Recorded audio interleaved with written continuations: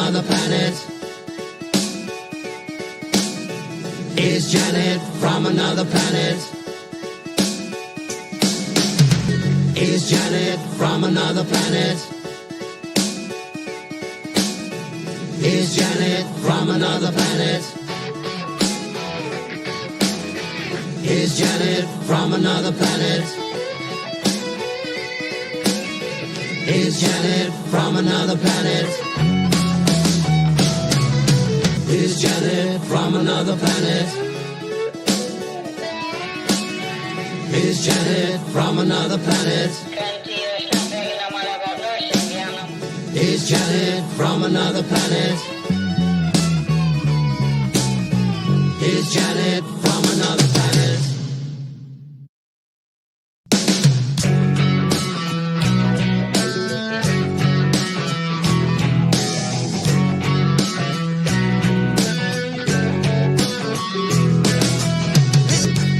Is Janet from another planet?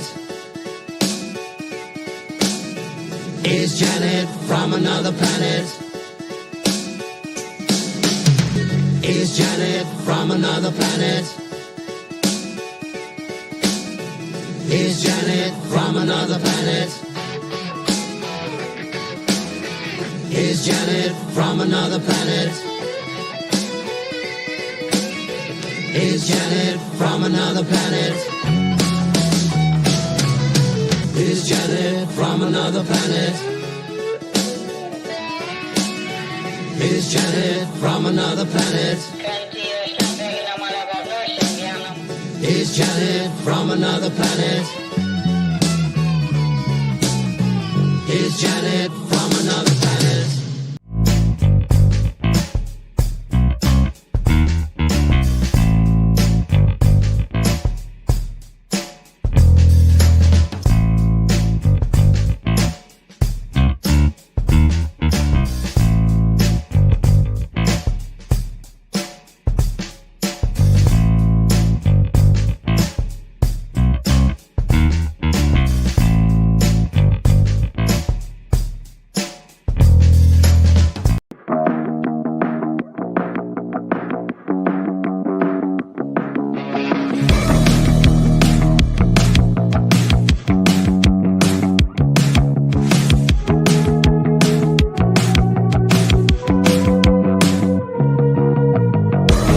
Today's digital landscape with the spread of false information can lead to dangerous outcomes. It's crucial for everyone to think critically and verify sources and reflect on the impact of what they share. Let's promote responsible communication to ensure that truth prevails and actions remain rooted in reality.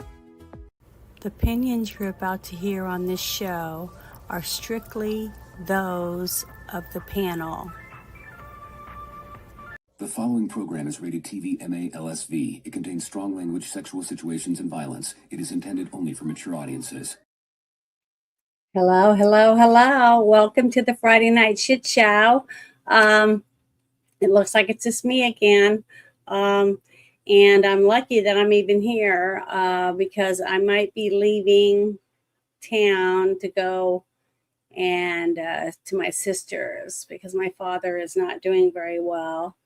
And he goes up a little and then he comes down. But he's in the worst shape that I know of right now from what my sisters are telling me. But, just have to still get up and, do your responsibilities of each day, no matter what happens. So just giving you a heads up. So if I don't play tomorrow, play my game or do the girl guy in a movie, you know why. But I'll try to keep you guys updated once I have some information. But tonight, there really is a lot of bad shit still, and there always will be because there's always going to be bad people in the world, no matter what, because there's always going to be evil if you have good, right? It's a balance. And we have free will. So when you have free will, people tend to make bad decisions. But I wanted to start off tonight with this really cool event that we all been watching on the news about the rocket that's on its way to the moon again for the first time in 50 years, something like that. So I wanted to share that. But what's so cool about this view, it's an actual view of the rocket launch seen from the space station. Because so many people think, oh, the world is flat, never done this kind of stuff before. It's not real. It's all fake, whatever. You guys can believe whatever you want. You don't have to believe that we've ever been to the moon. You don't have to believe that we can even do any of this and that we just live in a maze in somebody's jar somewhere. You can believe whatever you want. I mean, you have the right to do that. But I choose to believe that we do have this technology and that we have been to the moon. And it was a miracle that we even did it and beat out other countries from being able to do it and put our flag on the moon. And a lot of people don't believe that either, which is fine. You don't have to watch this show. I don't care. Honestly, I don't. I'm going to do it anyways, even if I'm by myself. This is my way of, I don't know, my social life, I guess, whatever. So this is what I do for fun, and I enjoy it, and I actually pay to do this. I pay StreamYards to use their stuff to be able to stream. So, it's fun, and I find it entertaining, and I like sharing information if I can. But I'm going to play this for you. So hopefully it works, but I don't know. Let's see if you can see that or not. I think you can. So here we go. I'll push play.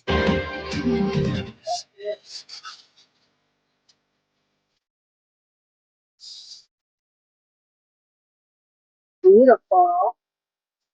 Absolutely gorgeous. Amazing. Look at that. So pretty. Sorry, I had to turn off the music because YouTube's going to throw a fit over it. There we go. But I'm going to keep playing it. Here we go. So pretty. It looks like an angel or something from outer space. Look at it go. Oh, it's breathtaking. Beautiful. And see, that was the first jet fuel thing that dropped off and falling back to the earth. Amazing. So pretty.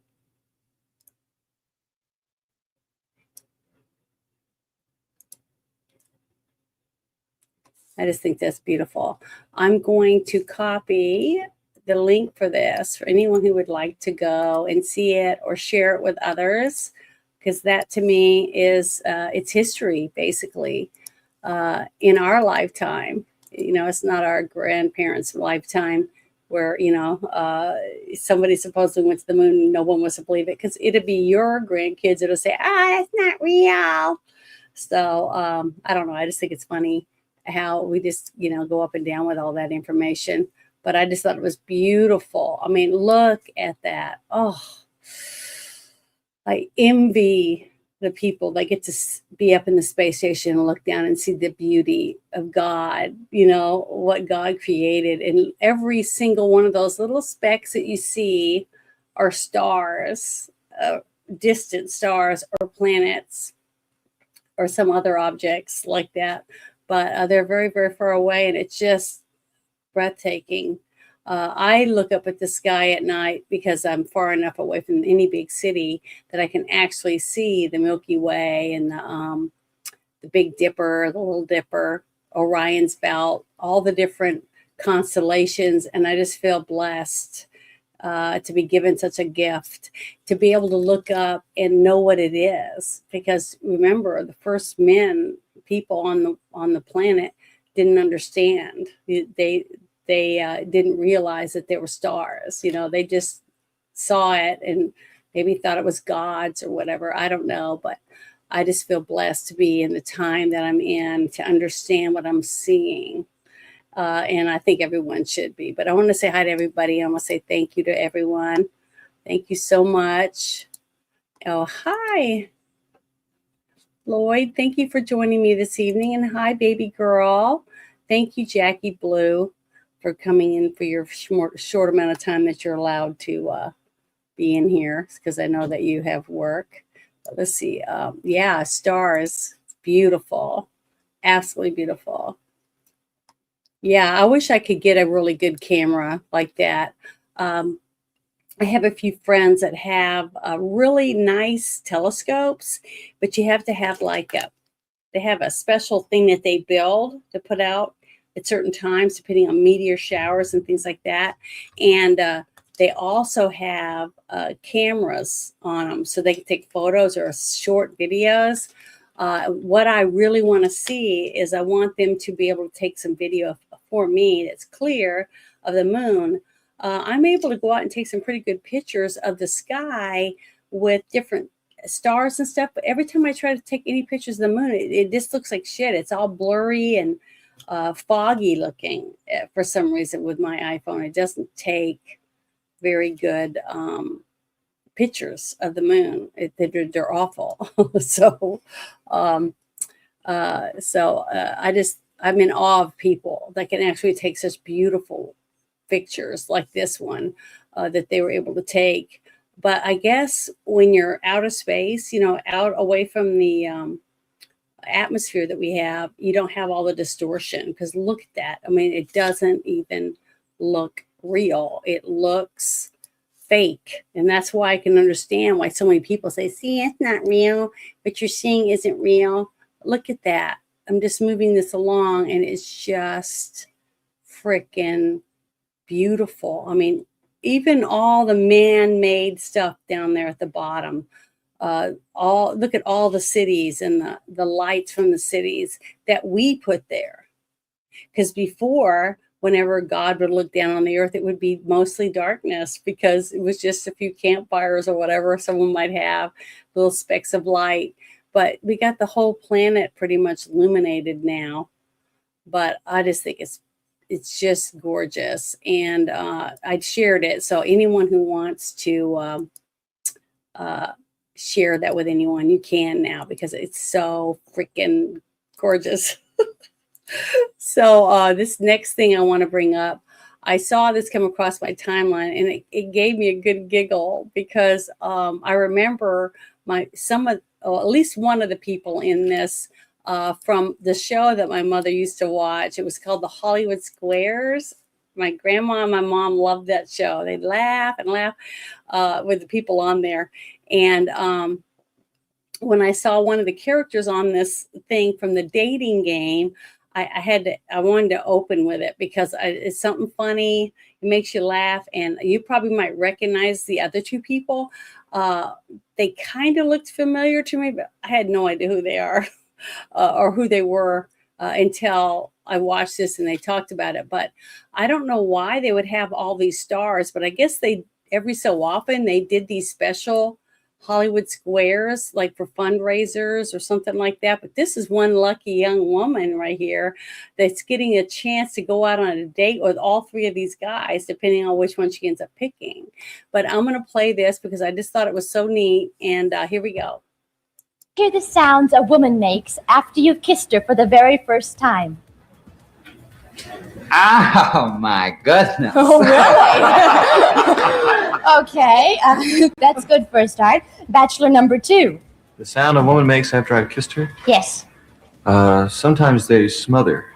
Smother? Yes, after I kiss them. Oh, okay. Bachelor number 3. If you were shipwrecked on an island all alone, what would you do between 4 and 6? Tahiti or the Bahamas? Oh, I don't care. Any island. But you're alone. Would you repeat that? Yes. If you were shipwrecked on an island all alone, what would you do between 4 and 6 o'clock? In the evening or morning? Oh, I don't care. Oh, you'd do something.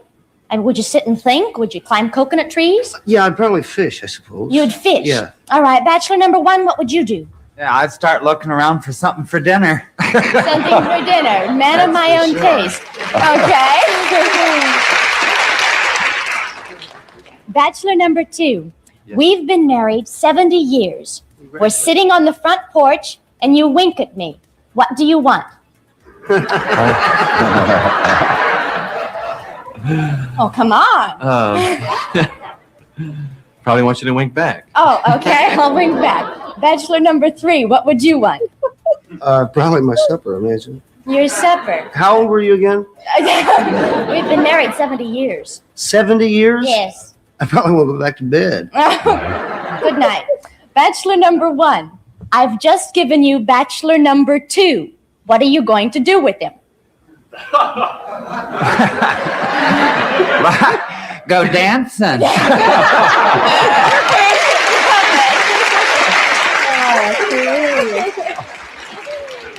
Okay, bachelor number 2, what would you do with number 1? Well, I guess I'd have to follow her lead. You guys will have a good time anyway. Okay, bachelor number 3, you've just built the perfect girl trap. Tell me what it's like and what do you use for bait? I think I'm going to watch Bachelor 1 and 2. And a girl trap? All right, bachelor number 1, what's yours like? I did the trap. Yes, the trap. Well, I'd say probably money. Money? Lots of it. Lots of money. I find that gets them to follow you. Oh, okay. All right, bachelor number 3. When I was a little girl, I loved my pillow. When you were little, what did you love and why? Oh, boy. When I was 3? No, when you were little. Oh, when I was little, what I liked? Wow. Well, didn't you like something? Did you have a pet or I like my mother a lot, I think. your mother? All And, right. Bachelor number 2. Yes. What did I like? I think I liked the cowboy movies more than anything The else. cowboy movie. Okay, that's a signal, Joy. Time is up. And now you have 60 seconds to make up your mind. So relax and think about it. And while Joy is deciding which of the gentlemen she's going to choose for a date, we'll take time out for this message.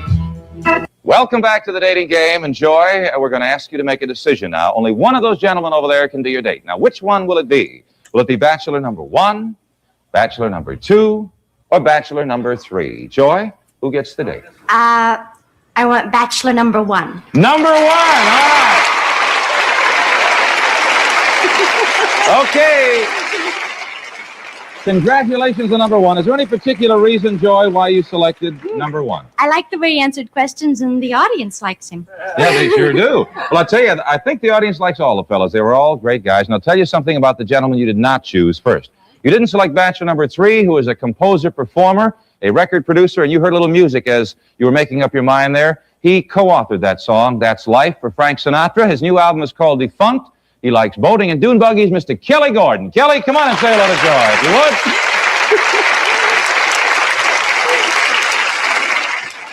Kelly, good job. Thank you. You also did not select bachelor number 2, Joy, and he is a multi-talented gentleman. He's a composer, an author, an entertainer, everything he does well. His new single is called Gift of Song and a Major Thang. His new album, Music, he's written many books, many other songs. Mr. Mason Williams. Mason, come on and say hello to Joy, please.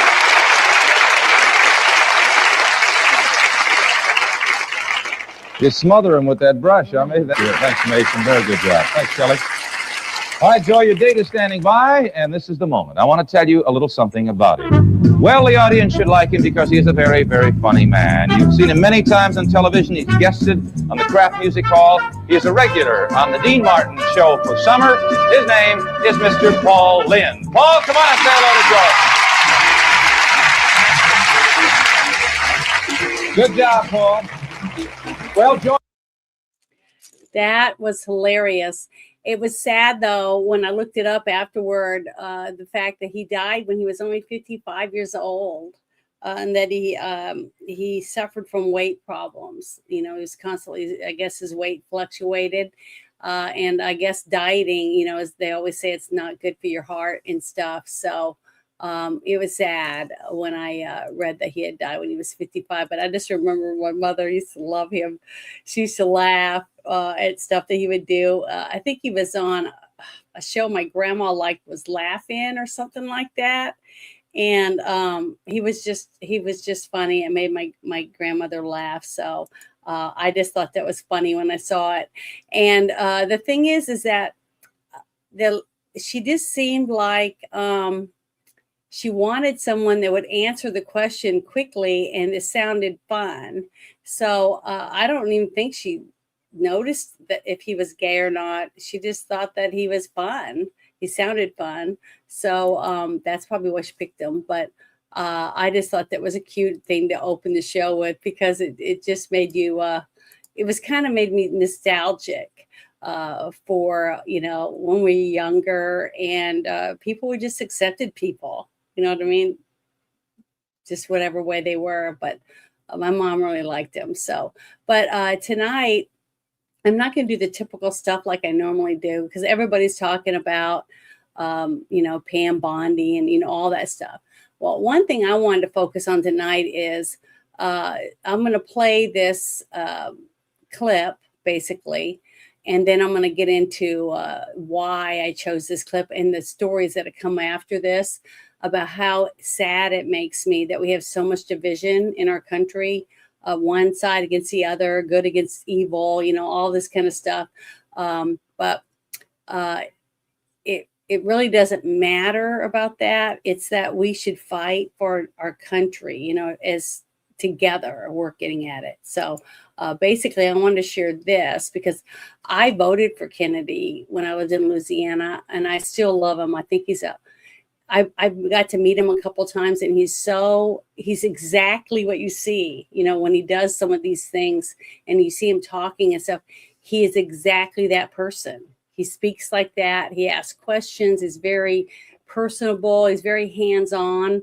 And you can just see his mind going as he's reading and he's talking about things. He tries to explain it in terms that regular people can understand. And that was one of the reasons why I liked him so much.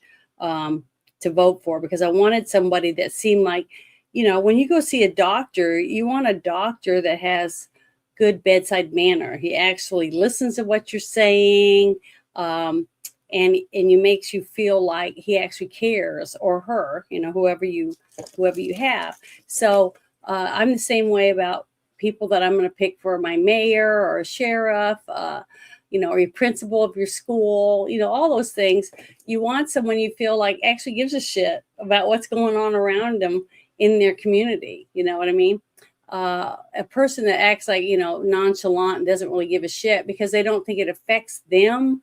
That's not someone I want making decisions for me, you know, or for my community. So I wanted to play this because this is actual interviews that anybody can watch what they're doing.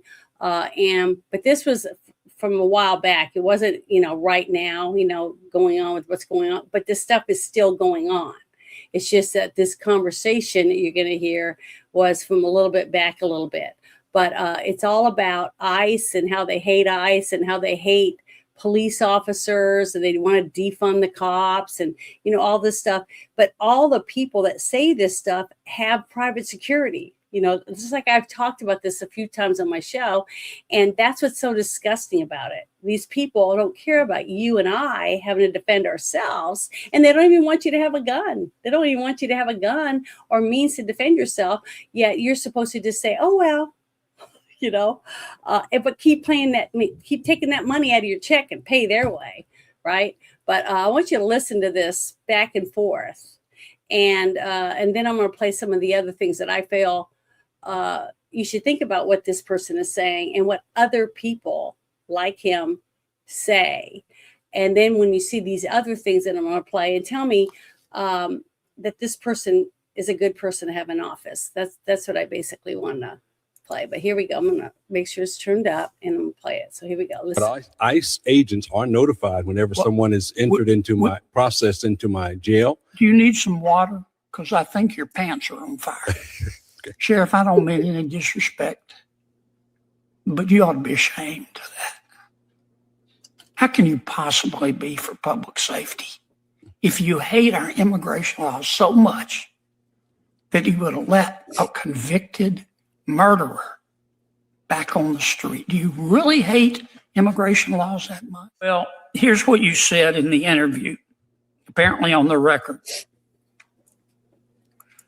These ICE employees that you spoke to, you were referencing them, and you said, quote, these ICE officials, asked me, so Sheriff, If someone is about to be released from your jail and the detainer is about to expire, you will call us and let us know? What was my answer? You said, no, because that's not what the law says. No, I will not call ICE. End quote. Did I read that correctly? Yes, you did. Okay. And sir, Senator, that was before the new law, which is now House Bill 318, which requires me to make that second phone call. Right. Yeah. Prior to that, it was not state law, which I follow and all my deputies follow. Sure. And so now we do make that second phone call. But ICE agents are notified whenever someone is entered into my process into my jail. Do you need some water? Because I think your pants are on fire. Okay. Do you remember a gentleman by the name of Carlos Heriberto Mendoza Martinez? Not right off, sir. No. Okay. Sheriff, you should. He was in our country illegally from Mexico. He was in a street gang. Back in Mexico, he was convicted of manslaughter. And he was in your jail. And because in 2021 and 2024, Mr. Martinez was arrested for assaulting a woman and domestic violence. And ICE placed a detainer on this guy because he was in our country illegally. And he was a criminal. And he was in your jail. And you wouldn't honor that detainer, would you? I can't say that I did not honor the detainer. I can. I can say what I did honor was the conditions of the release that were issued by a judge. And so therefore, and once again, ICE was notified that they could come pick up. Do you really believe in public safety? Yes, sir, I do.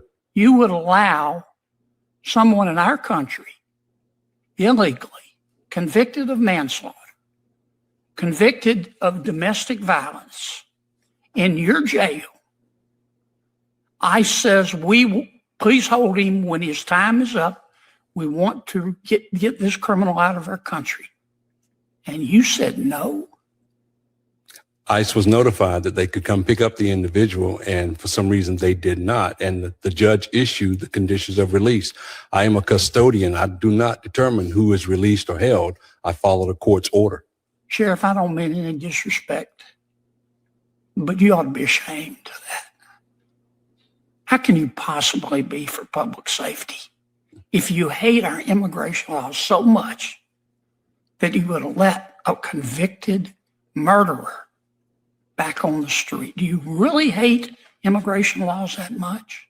Senator, it's not a matter of that I hate immigration law. You could have fooled me, Sheriff. Thank you, sir. Yes, sir. Thank you for your service. You're now in charge.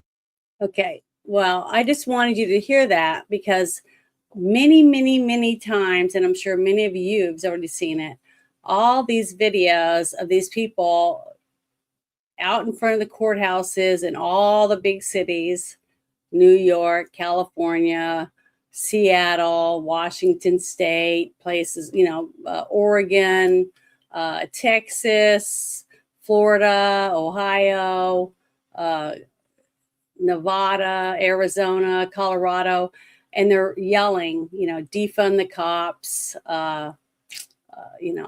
they hate the cops, we hate ICE, we hate anyone that's trying to get rid of, send people back to their own country, because they're breaking the law. A person that comes over the border illegally is breaking the law. So they've already broken the law just from coming over the border. Without going through the proper channels, because we do have proper channels for people. In any other country, you would get arrested too. But guess what? In other countries, you don't have to go to court. They'll just take you and lock you up in China and Russia and North Korea and, all these other countries. But nobody ever talks about the other countries. They only talk about America and how horrible America is. But everybody's trying to come here and get their free, handouts or whatever. But what's sad about it is I'm going to show you some videos about why police officers are so important and what kind of things that police officers do. Every day you're driving up and down the roads, going to work or going to shopping or whatever, and millions of other people are doing the exact same thing. And you have a police officer by themselves in a vehicle.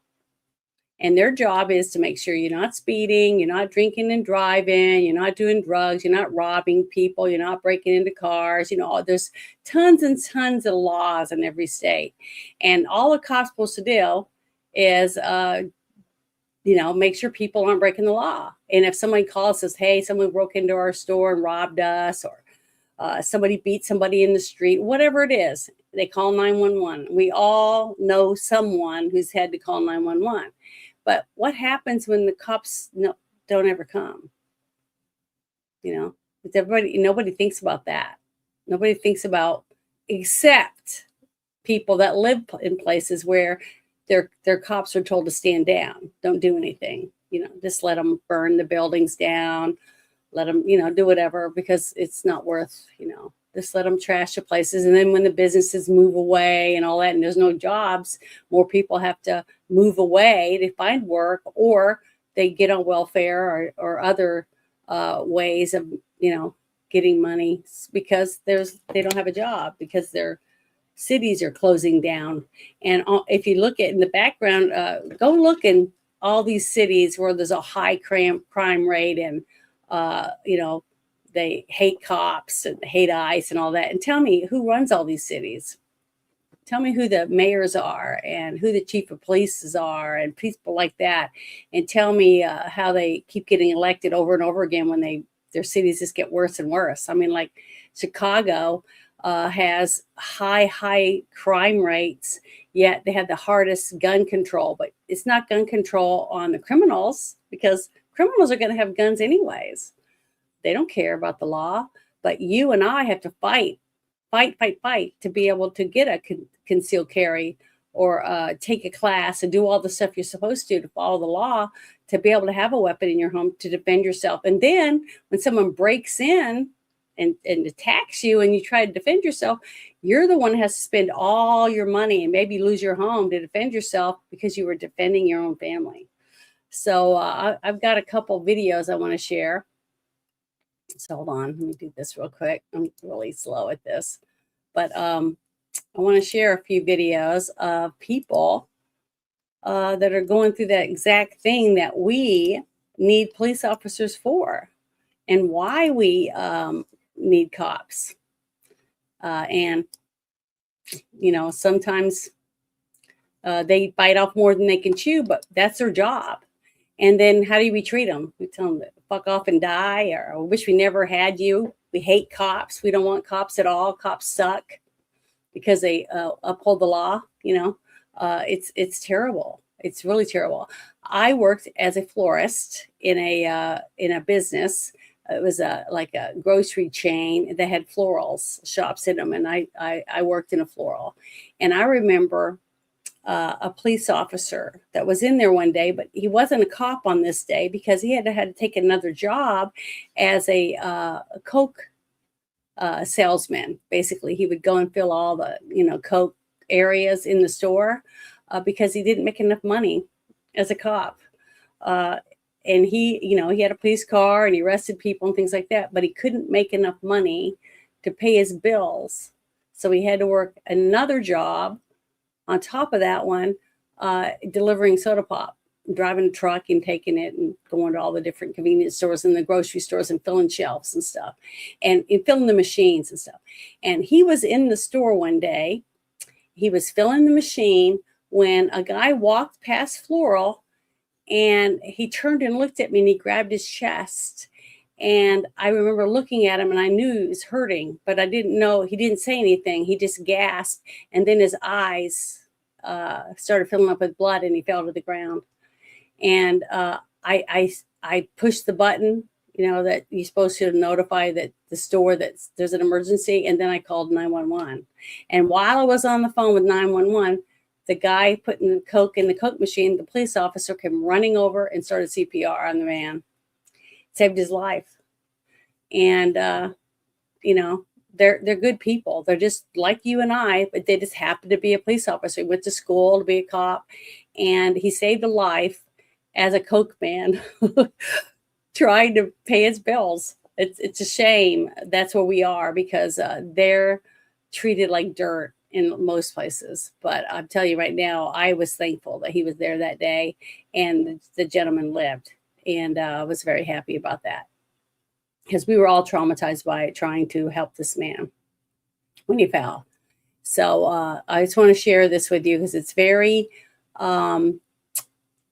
scary and sad, but it's a true story, and it's from the police officer's own, he's being interviewed, and from his car, the cameras and stuff from the police department. So I want to share this with you, because I think it's important that people see what some cops actually have to go through, especially when they're by themselves, because every time they pull someone over, they run the risk of being killed. And we just take that for granted. And guess what? When something happens and we have to call an ambulance and there's a criminal, there that shot someone or whatever else, the cops are the ones that try to clear the place out to make sure that when the ambulance comes, the ambulance people can go in and help the people.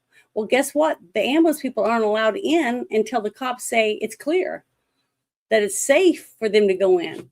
Same thing with firemen. When you got a house burning down, but you got a criminal that started the fire, he's in the house and he's holding a hostage or whatever, they can't even go in until they know they're not going to be shot by this person or people. So cops do a lot of things that we take for granted every day that we don't notice. And I don't know anyone in person that's a police officer. I just am sick of the people pointing the finger at the cops and saying, don't fund the cops and defund ICE and all this shit, when they're just trying to do their jobs, because that's what they do. And they live in our families, in our towns, in our communities. And this is how they're treated. But the people that are saying it, most of them, in office, in high positions, they have security and they have gated walls around their nice homes, or they live in a nice gated community, things like that. So they're not thinking about you and I and our safety. So here we go.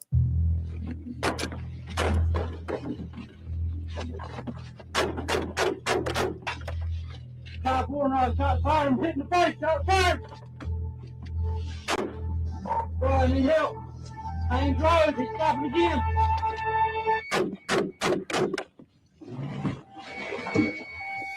My name is Daniel Harrell. I'm a North Carolina State Trooper. I've currently been working with Highway Patrol for 13 years. My dad and granddad were both on the patrol. As a young kid, I knew this was what I wanted to do. Seeing my dad growing up, watching him serve others, I knew I had a servant's heart. I felt like this was the path I wanted to take. On the night of January 14th, 2019, I was currently assigned Wilson County.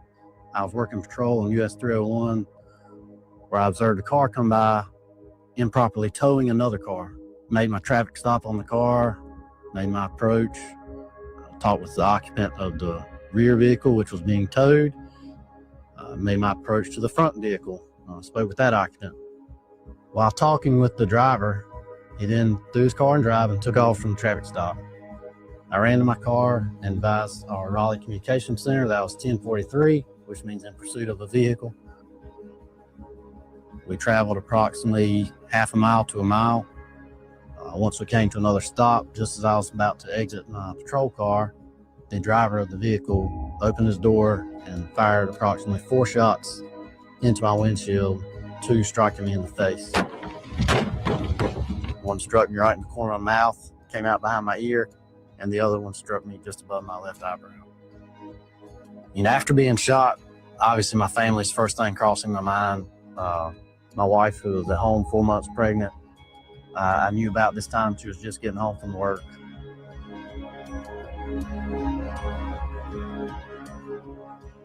All you can think about is, will you meet your daughter? We didn't even know we were having a girl yet at this point.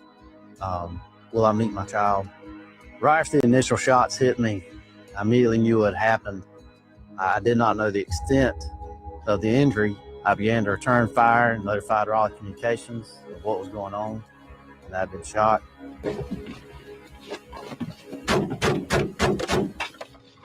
The driver then fled again with his vehicle. I gave chase approximately another half a mile, where the driver then pulled over for a second time. I need help. I ain't driving. Just stop again. This encounter, I got out of my car. We exchanged gunfire again.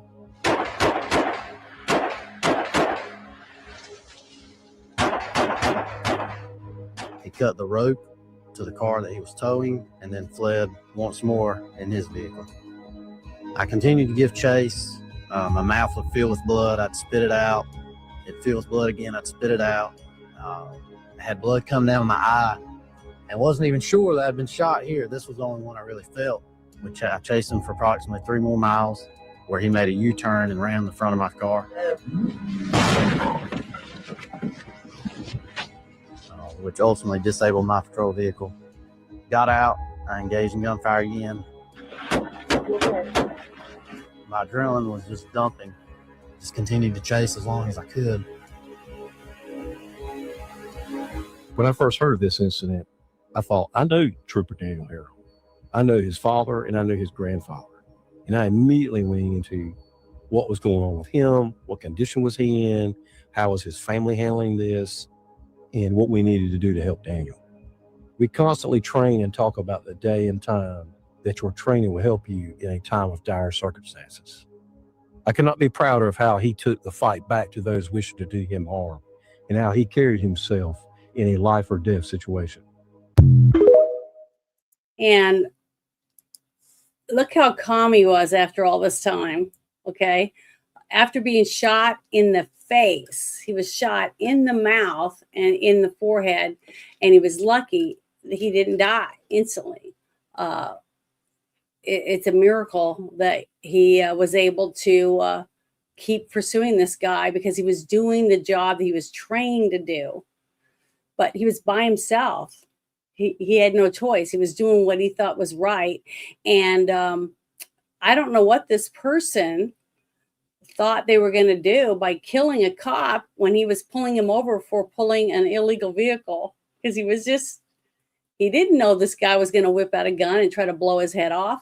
He was just doing his job. He's doing what his city and his state paid him to do. Yet he's the kind of man that we're told we're supposed to defund and stop, treat these guys like shit, because they're pieces of shit. All they want to do is hurt people. They're racist pigs, or whatever they want to say about them. And it's really sad. It's really sad that that's where we are right now in the world. It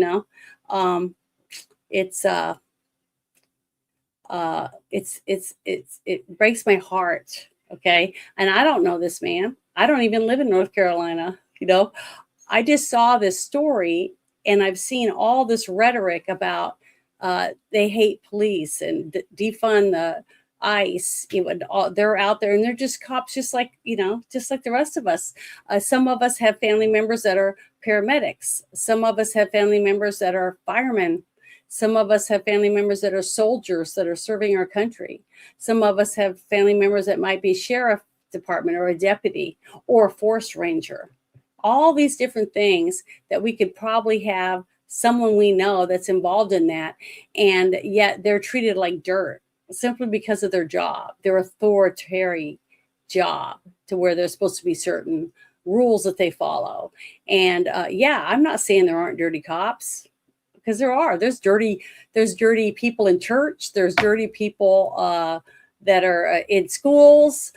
Dirty people that work at the grocery store. I mean, we got criminals everywhere, but that's why we have laws, and we have people that try to vote the best people we can get to be a good sheriff or a good county clerk or a mayor. We do the best we can. At least most people that are hardworking taxpayers. We want to have a good hospital to take our family to. We want good clinics. We want good schools. We want nice playgrounds that our kids can go to. we just want decent towns where we can raise our families, and it's just sad that as it goes higher and higher up to, mayor, and then you got state representatives, and then you have congressmen, you got all, it goes up until the governor, right? And lieutenant governor.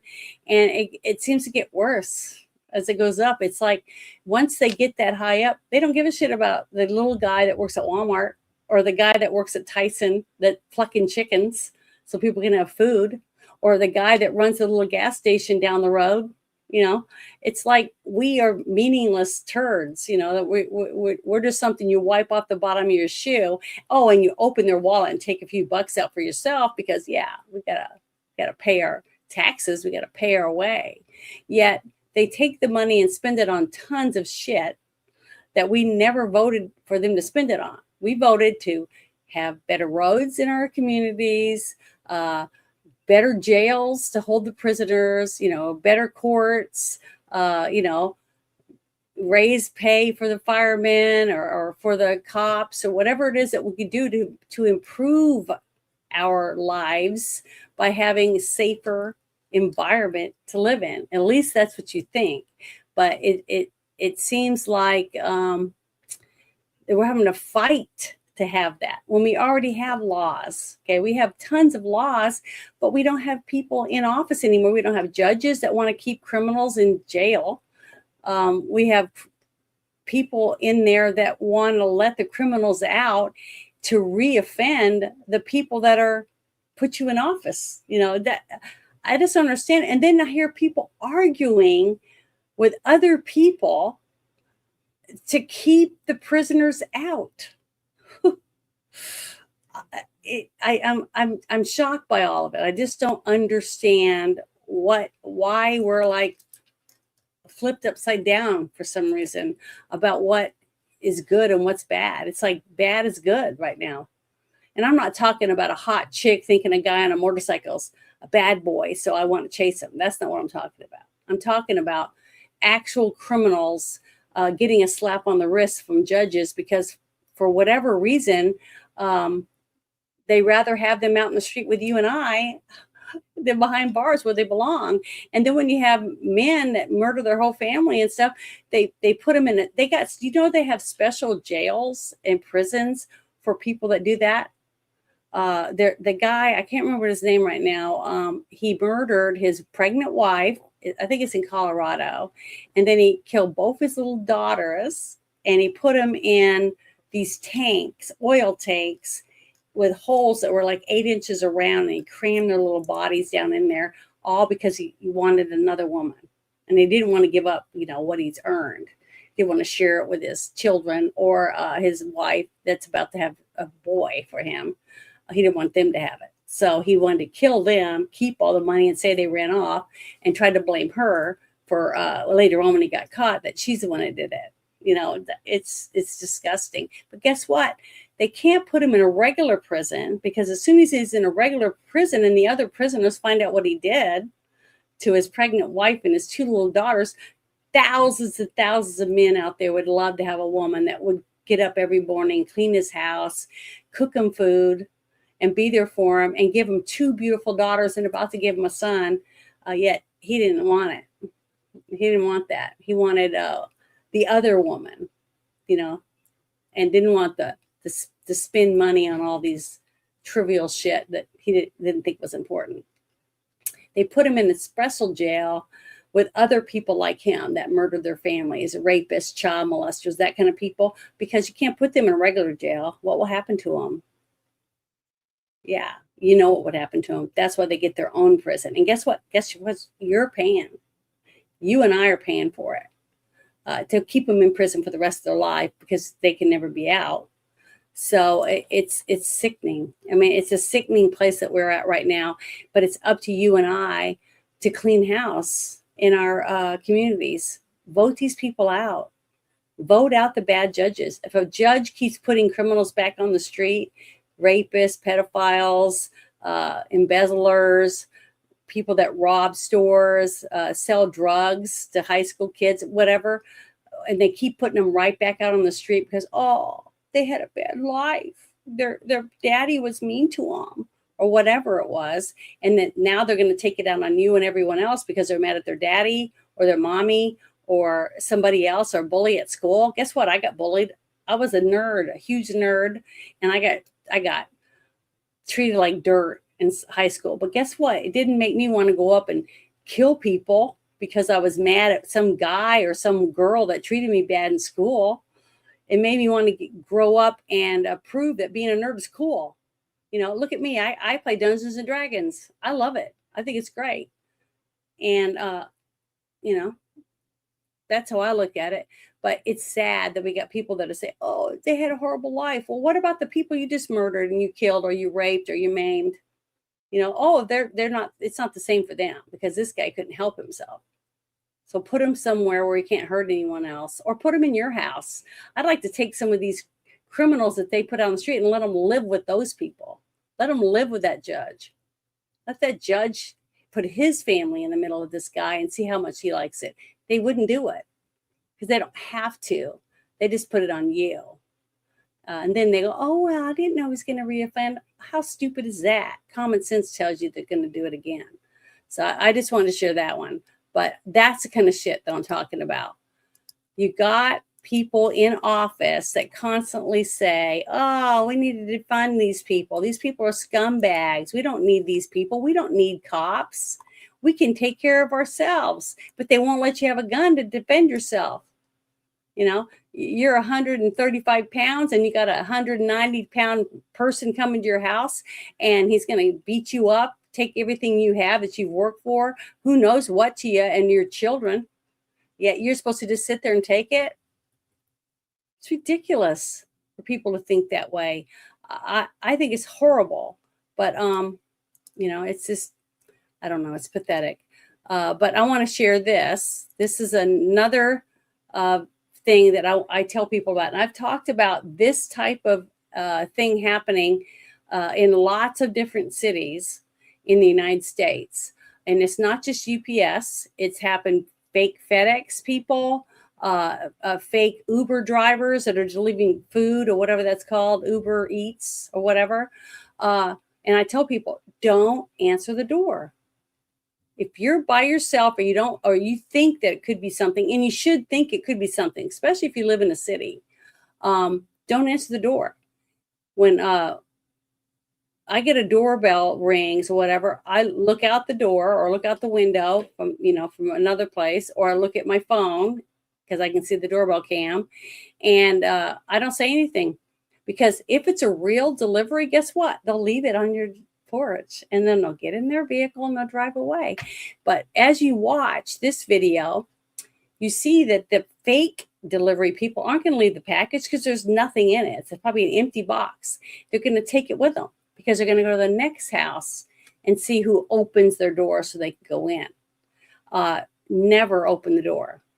Never open the door. Just leave it. Let them leave it. I mean, what's it going to hurt? Just don't open the door. But I'm going to share this video because it's very shocking and scary, because what you're seeing in the middle right here is the actual cameras in the house that this family put in, because they have small children and they have teenagers, and it's a husband and wife. Okay. And they're all at home doing what they would do in their home, which they have every right to do. And these people come in pretending to be UPS delivery people. So just because they have a jacket on or a hat or anything doesn't mean they're real. Just like any person can pretend they're a cop, and put some fake lights on the top of their car and pull you over in the middle of the night. That's why I said I travel a lot. I drive back and forth from Louisiana to Arkansas a lot. And if I had lights that came up and I'm on a rural road by myself, I'll call the cops on my phone and I'll say, I have a cop that I think is a police officer with lights behind me. I'm not pulling over. I'm going to keep driving until I get to a gas station or somewhere where there's people, because I don't feel safe. And guess what? You're allowed to do that. You're allowed to do that. Especially if you're in the position, you're a single woman by yourself, or even a single guy. Just because you're a guy doesn't mean that you should pull over and just take whatever happens, because it may not be a real cop. If you feel unsafe, call 911 and tell them. Tell them where you're at, what road you're driving on, and if it's a real cop, they'll be able to say, yeah, it's a real cop, but go ahead, he's going to follow you to the gas station. You know, and you're allowed to do that. But I'm going to share this. We're going to watch this, and it's scary. Please do not answer the door. Just let them leave the package on your porch, because a real person's going to leave it there. Believe me, I've gotten, the last 2 weeks, I've gotten like 7 deliveries, and every single one of them have been just left on my porch, and I've seen them come and leave, no problem. But here, this is a family with a dad, 2 teenage boys, a mom, and 2 small children, all in their house. In the daytime, it's still daylight out. Here we go. That's all we have. Oh my God, that's all we have. Oh my God, no! Where my baby?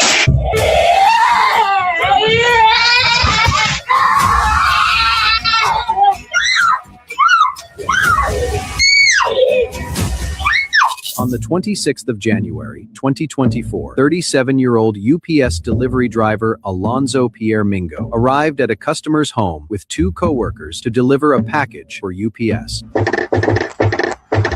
He knocked on the door for quite a while but got no response, so he assumed no one was home. In reality, all 5 people in the house were there, but no one heard the knocking. The 42-year-old mother was in the bedroom with her 2 sons, both under 5 years old. Her 20-year-old eldest son, George, and the 37-year-old stepfather were busy cleaning the house and preparing lunch. George was about to take the dog out for a walk. At that moment, the fake delivery driver, who had been knocking for a long time, was already preparing to leave. George stepped outside with the dog and called out to the fake delivery driver.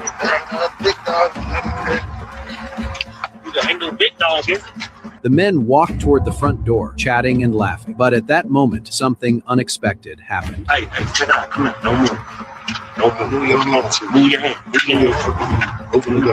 Two fake delivery drivers suddenly pulled out guns and ordered George to open the door. Before entering the house, they called another accomplice and told him to come in quickly to help. All 3 men walked into the house and encountered George's stepfather, Mario. The 3 men immediately began beating him.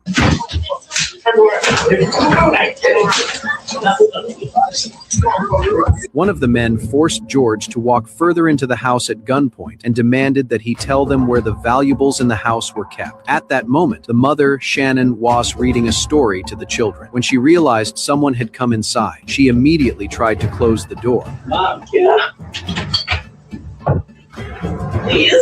The mother sensed that something was wrong and quickly called 911, but after the suspects entered the house, she was too afraid to say anything to the dispatcher. Okay, I just need emergency. Hello?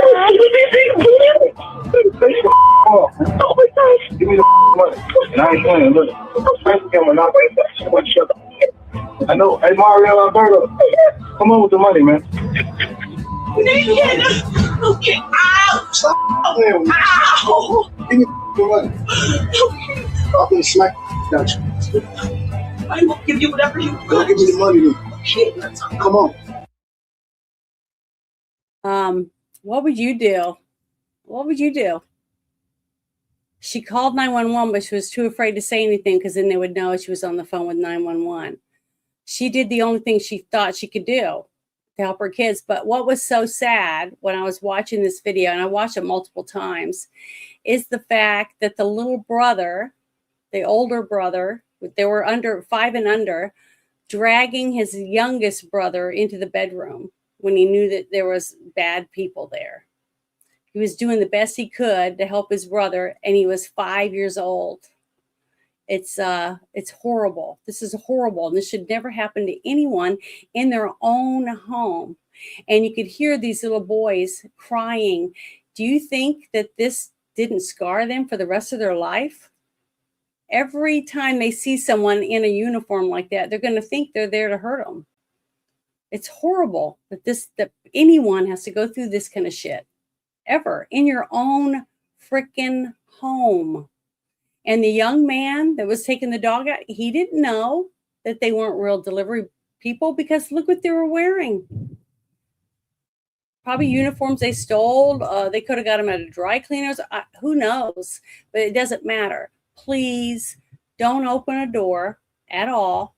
If they're real delivery people, they have a BAS unit. It's some type of unit where they put down that they delivered the package and they left it at this address, and then they'll leave it and they drive off. That's their job. I have a relative that works for UPS, and that's what they did. So you don't have to come to the door. Sometimes they ring the doorbell to let you know they're dropping off a package, but you don't have to go out and get it. So unless you're having a refrigerator delivered from Lowe's or something like that, but that's something you should know about. I mean, I've got it set up now in my own vehicle. When I had a blowout in my vehicle, I had a double blowout, but I didn't know I had a double blowout. I was on my way back to New Orleans, and I heard it blow because something came out from underneath the semi, and I tried to miss it. And when I went over, it went up under my right front tire, and I heard the tire explode.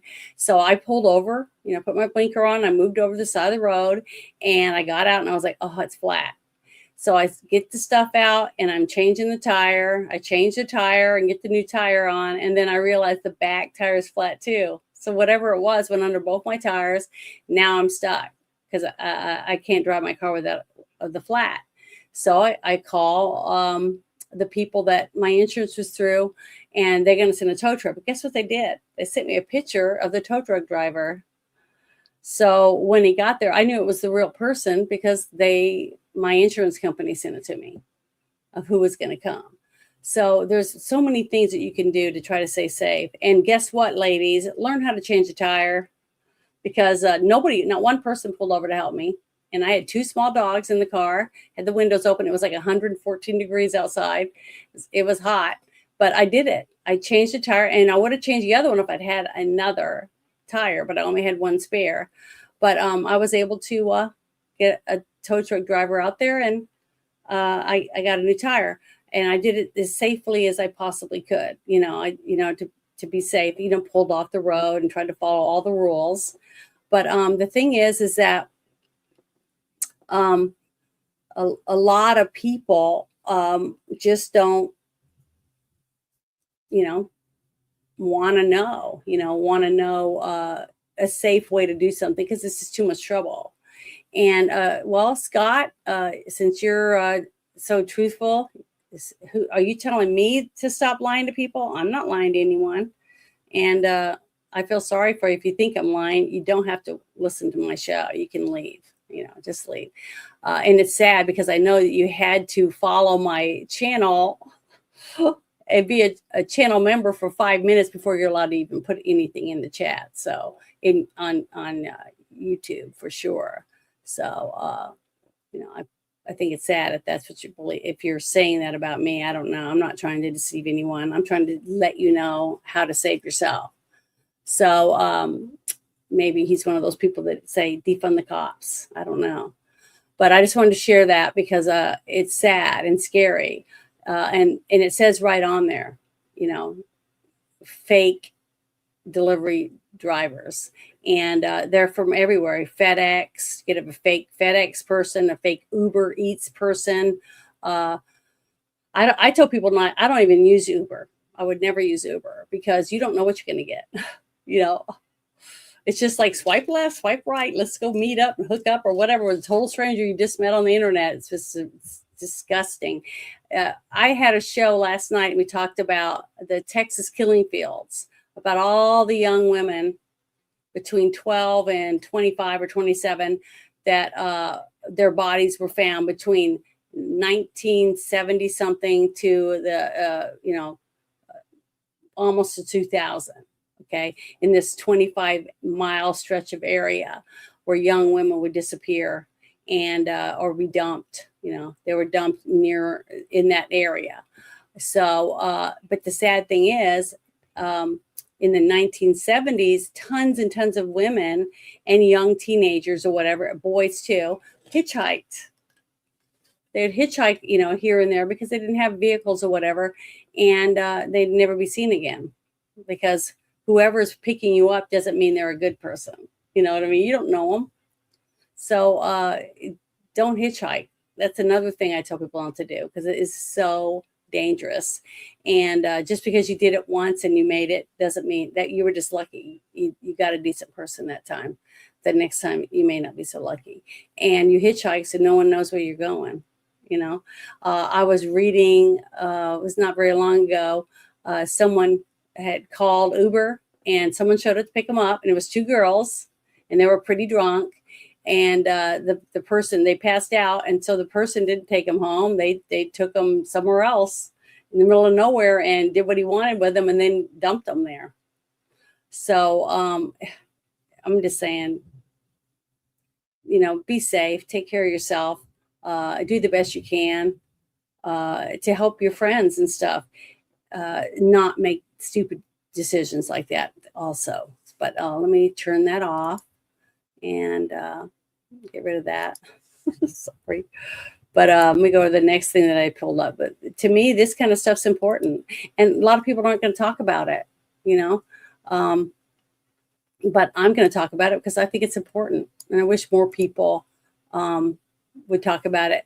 But that was something I wanted to bring up because of the whole thing about, you know, you're listening to some of these interviews they're doing in Congress, and these are people that have been doing nothing but bitching and moaning. You know, we hate ICE, we hate ICE, abolish ICE, get rid of ICE, get rid of the cops. We don't need cops. You know, let's just make the whole United States of America the purge. If you haven't seen that, you guys need to watch it. Watch it and see, is that what you want? Is that the kind of life you want to? Who's going to have kids in that environment? I wouldn't want to have children if that's the kind of lifestyle that we had to live, you know, not knowing whether, you know, you're even going to make it through the day, every single day. You know, how awful that would be. It would be horrible. But this was something I wanted to play because more and more of this kind of stuff is coming out. And especially now that Pam Bondi is going to be moved to some other position or whatever. And I don't know who they're going to get, but I hope they get somebody that doesn't give a shit. You know, that does not give a shit about the media, and they just start indicting people, you know, because we got tons of evidence now. It's time. But the only thing is we still have a shitty, crappy Congress that haven't even appointed half of Trump's judges yet. So what's going to happen is the same thing that we saw earlier last year when Comey got indicted. What happened? It got thrown out. Why? Because we got crappy judges. And you guys, oh, arrest Hillary Clinton, arrest all these people, blah, blah, blah. Well, what happens when they go and they put handcuffs on, take them in, and then they go to court and the judge throws it out? Then you're going to really be pissed off because we can't get the people that rode on Trump's, you know, shirt tails to get in, America First people saying they were America First. But look at them. Look what they're doing. Nothing. They're not doing anything that we asked them to do because they don't want to. They believe in criminals first, not America first. But I wanted to play this because I thought it was important. So here we go. Fox News alert, the director of national intelligence, Tulsi Gabbard, releasing a bombshell report today that shows a conspiracy by a sitting president, Barack Obama, and his intel agencies to sabotage the president-elect, Donald Trump, brainwash the electorate, and undermine the legitimacy of an election. There is irrefutable evidence that detail how President Obama and his national security team directed the creation of an intelligence community assessment that they knew was false. They knew it would promote this contrived narrative that Russia interfered in the 2016 election to help President Trump win, selling it to the American people as though it were true. It wasn't. Gabbard got her hands on a House intel report that's been locked away in a CIA vault for almost a decade. Investigators spent over 2,000 hours looking into how the Russia hoax was born, interviewing 20 CIA and FBI officials. And it turns out that the Obama administration doctored the intelligence to make it look like Putin and Trump stole the election. A month after Trump beat Hillary, Barack Obama wasn't satisfied with his intelligence reporting and ordered his CIA director to create a new assessment of how Russia interfered with the election. This was a highly unusual move. John Brennan handpicked 5 CIA analysts to write the assessment, and they were siloed. None of them knew what the other was doing. And only one analyst was in charge of drafting this report. There was nothing routine about this, and it was a rush job to publish before Trump was sworn in. Nothing was coordinated with the other intelligence agencies either. Basically, this was home cooking for Barack Obama. There were 4 key elements from the assessment that were repeated over and over again and formed the basis of the Russia hoax and the Robert Mueller witch hunt. 1, that Vladimir Putin wanted Donald Trump to win. 2, Putin took action to help Trump win. 3, the Russians had blackmail on Trump. That was the Steele dossier. And 4, that the Russians tried colluding with the Trump campaign. None of any of this was ever true. There was no reliable intelligence to support any of these allegations. Senior CIA officials repeatedly refused to traffic in these allegations, but they were repeatedly overruled by CIA Director Brennan and FBI Director Comey, who insisted that they be pushed, even without verifiable evidence. The Obama administration cherry-picked the intelligence, lied about their sources, misquoted sources, didn't corroborate their claims, suppressed intelligence that ran counter to their narratives, and even used anonymous internet postings. Rank and file CIA admitted what they were doing violated their own tradecraft standards.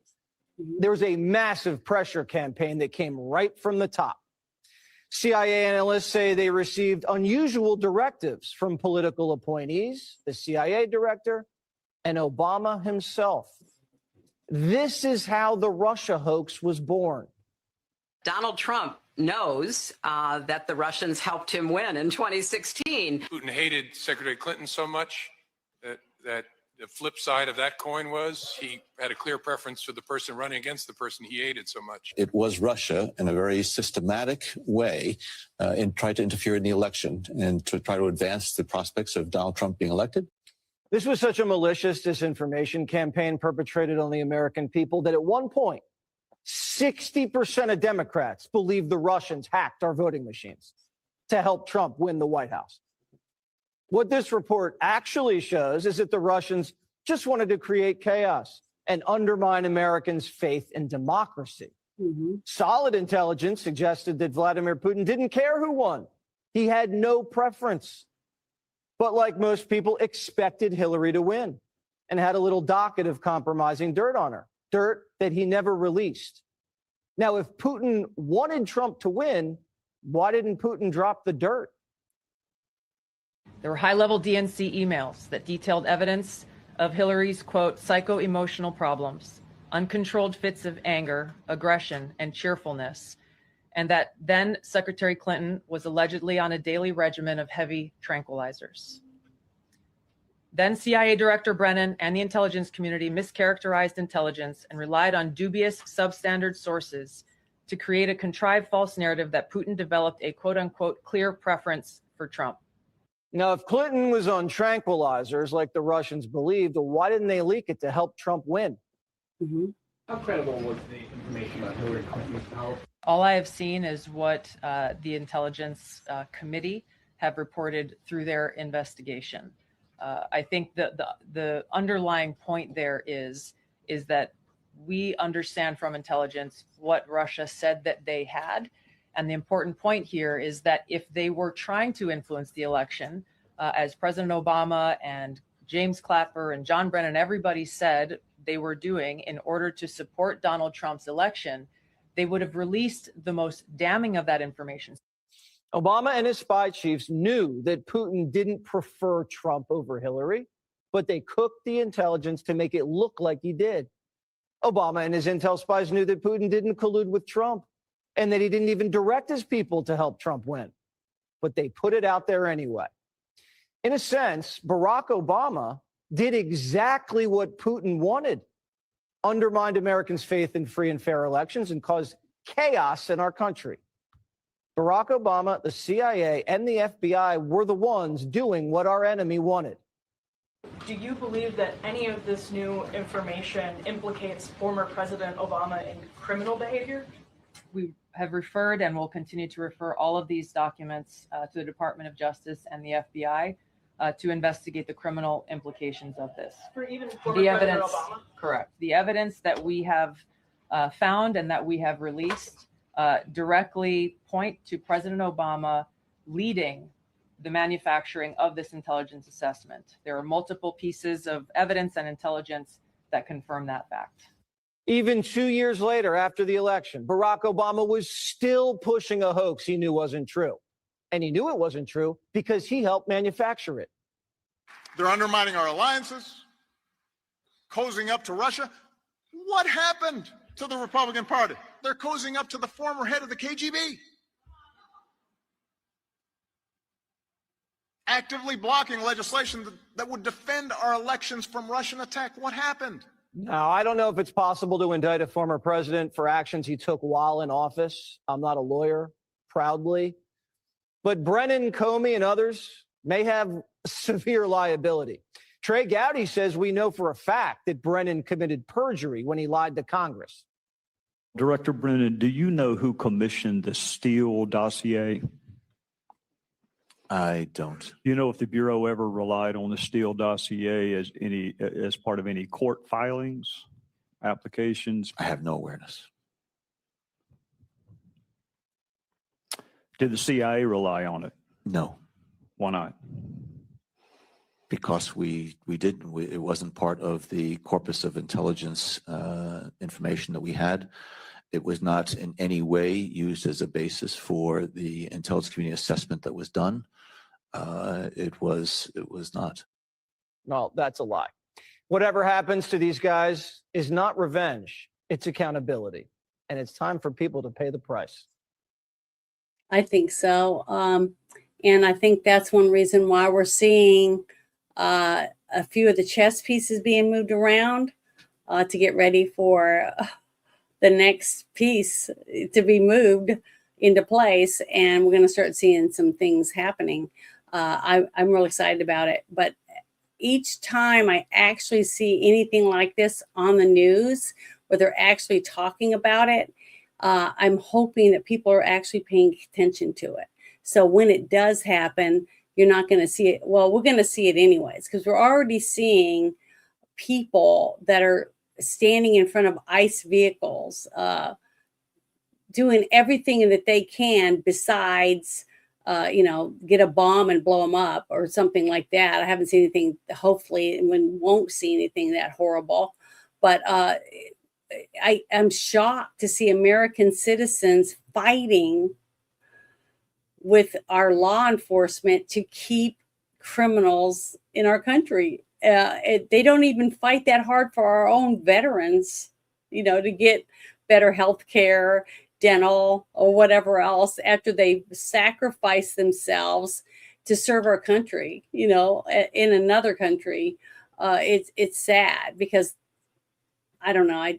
It's just a huge mess. So I'm hoping that we're going to start seeing something happen with that, because I'm starting to see more and more little changes here and there, trying to set everything up just right, like the way they need it. The only thing is, I just hope to God a lot of these people have good security, because we got a lot of really scary individuals out there.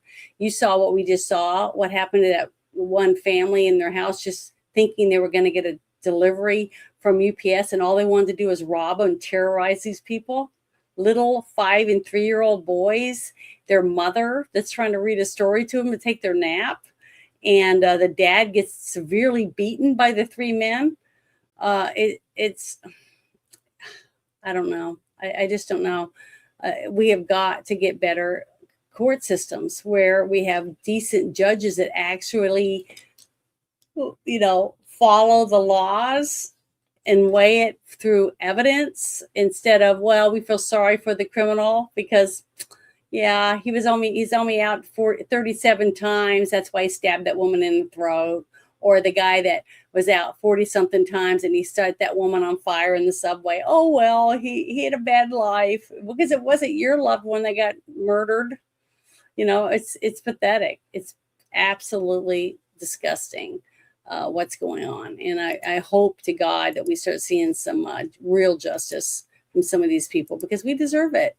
We've been paying taxes and trying to be a decent, decent people and follow the laws. So this is the next thing that I wanted to bring up. This is from Tulsi Gabbard, which I really like her. So far, I think she's done an excellent job. A lot of people were worried about her because she was a Democrat, blah, blah, blah.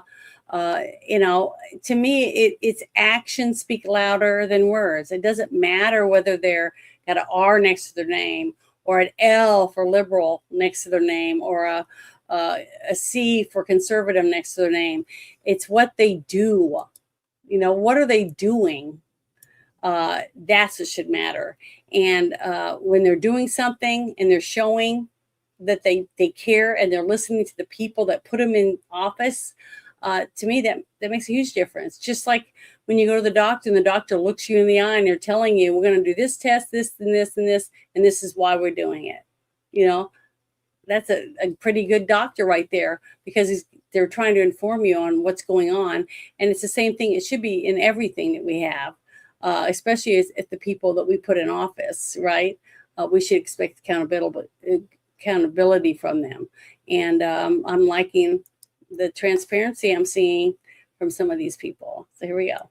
But the thing that we are working with Jay Bhattacharya, the new NIH director, on with, as well as Secretary Kennedy, is looking at the gain of function research that in the case of the Wuhan lab, as well as many of these other biolabs around the world, was actually US funded and leads to this dangerous kind of research that in many examples has resulted in either a pandemic or some other major health crisis. Well, let me ask you specifically, because we already know that EcoHealth Alliance was partnering with this Wuhan lab to do gain of function research. That's right. We just have never been able to have somebody say, it was that exact experiment that led to this COVID bug. But have we gotten there? What's the new thing that you're digging in on? We are working on that with Jay Bhattacharya and look forward to being able to share that hopefully very soon. Okay. That specific link. Correct, between the gain of function research and what we saw with COVID-19. I mean, that would be extraordinary, because just so the audience knows, if that's true, if it was Peter Daszak's research with the Wuhan so-called bat lady that caused this pandemic, then we did fund it. Then Anthony Fauci helped fund the pandemic. The thing that he denied over and over and over to Senator Rand Paul's questioning. That's right, under oath. Under oath, exactly. So is it any wonder that he sought a preemptive pardon for anything during a certain period of time by President Biden before he left office? And then strong-armed and smeared people like Dr. Jay Bhattacharya, anybody who came out and said, I don't know if that's natural. This actually smacks of lab. And the reason why this is so important is not just what happened in the past. It's because this gain of function research is happening in biolabs around the world. I got attacked, and I think you saw this. We've probably talked about it on your show before, when I warned against US-funded biolabs in Ukraine when the Russia-Ukraine war kicked off for this very reason. Who knows what kinds of pathogens are in these labs, and if released, could create another COVID-like pandemic. And for that, I was called a Russian asset. You're, trumpeting Putin's talking points, all of this nonsense, simply for speaking the truth and stating facts that, by the way, are still on U.S. Embassy Ukraine's website today about how the U.S. has funded these biolabs in Ukraine. But my point is, in order to prevent another COVID-like pandemic or another major health incident that could affect us in the world, we have to end this gain of function research and provide the evidence that shows exactly why and how it's in our best interest, the American people's best interest, to bring about an end to it. Yeah, I thought that was pretty interesting. The thing is that everything, it doesn't matter what people think. Oh, they're lying, they're full of shit. If it goes to court and they have to bring in real evidence to prove their side of the story, either side, both sides have to bring in stuff, then the people get to see it and get to see what's happening and what's unfolding and what they supposedly have as evidence or not. So that's what's good about our courts. Okay. But we should be able to see it. I think all of these things, any of these things that go to court for any of this stuff should be public.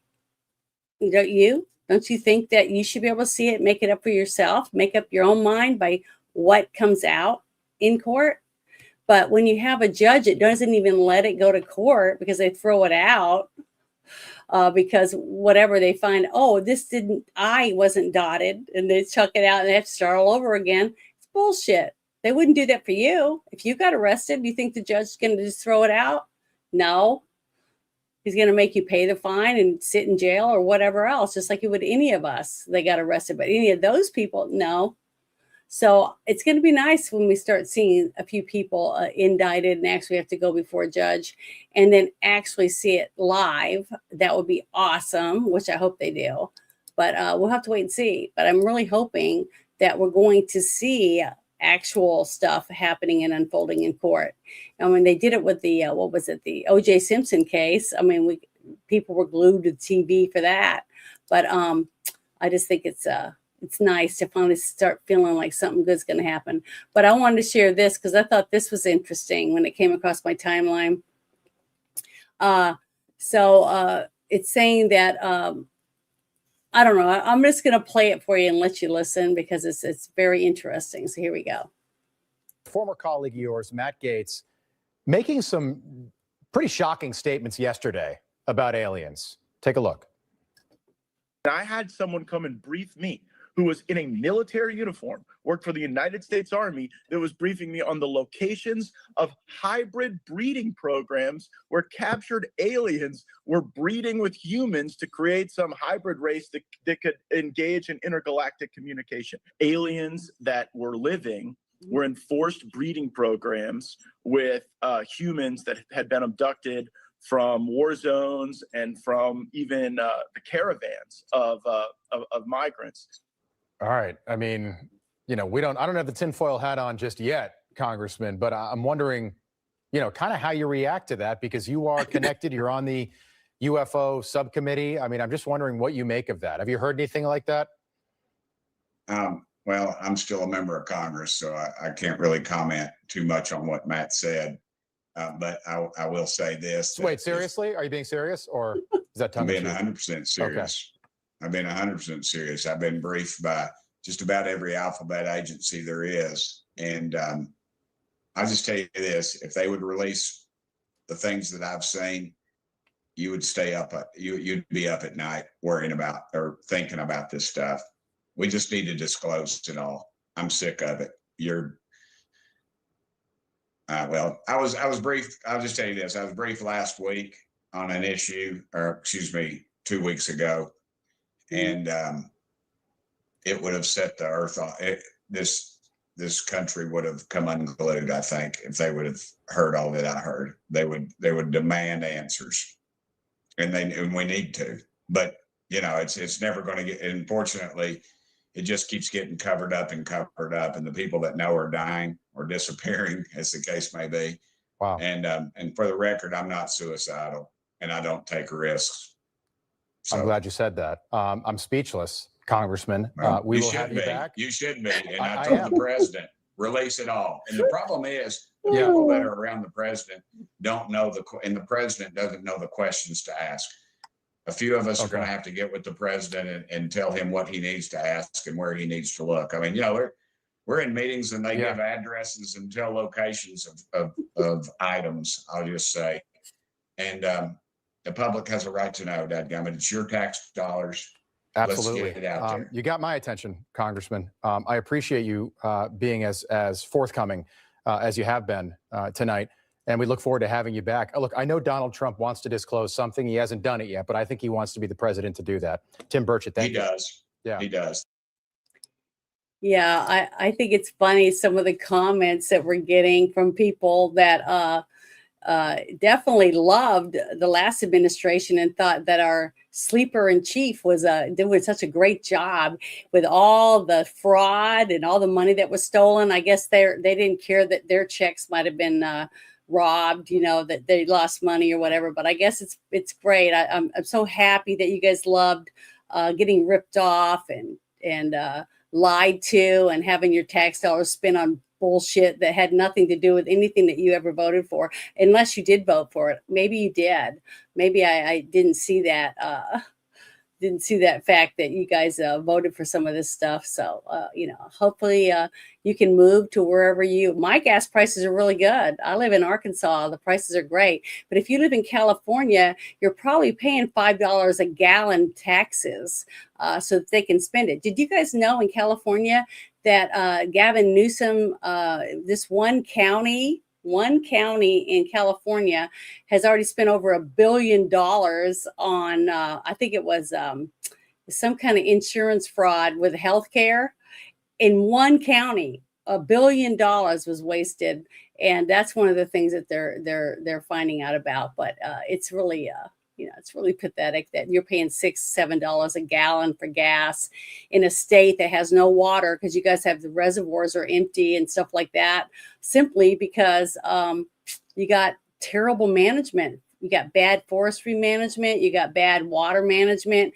You got bad management. All your nuclear power plants are being closed down because they're afraid that someone might not run it properly because they don't want to train anyone, and they won't let you close them down because they won't let you drive anywhere to get rid of the spent fuel cells. So guess what? You have to beg Arizona for more money. Oh, give me some power, because we're having to have rolling blackouts because we can't even supply our state with enough power because we're pussies. Yeah, I really think you guys are awesome. You guys keep voting the way you're doing. You're voting you guys self right in the ground. And guess what? I'm going to be one of those people that says no bailout for California.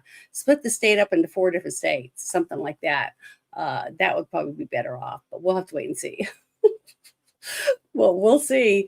But you guys are in some bad shape. And yeah, you could say and everyone's liars or whatever else. But yeah, I saw what you voted for. And man, you guys are getting what you deserve.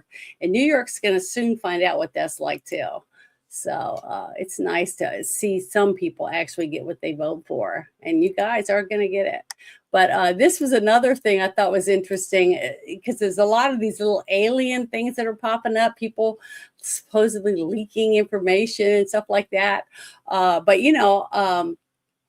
my name's Janet from Another Planet. And when I went to, New Mexico myself, to see what was there and to talk to a few people and things like that. I made a couple little videos about it. It's pretty interesting.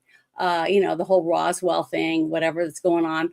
But it seems like I'm getting more and more stuff, because there's this whole thing leading up to the NASA sending the spaceship up, the rockets up to the moon and things like that, and have people in the space station filming it.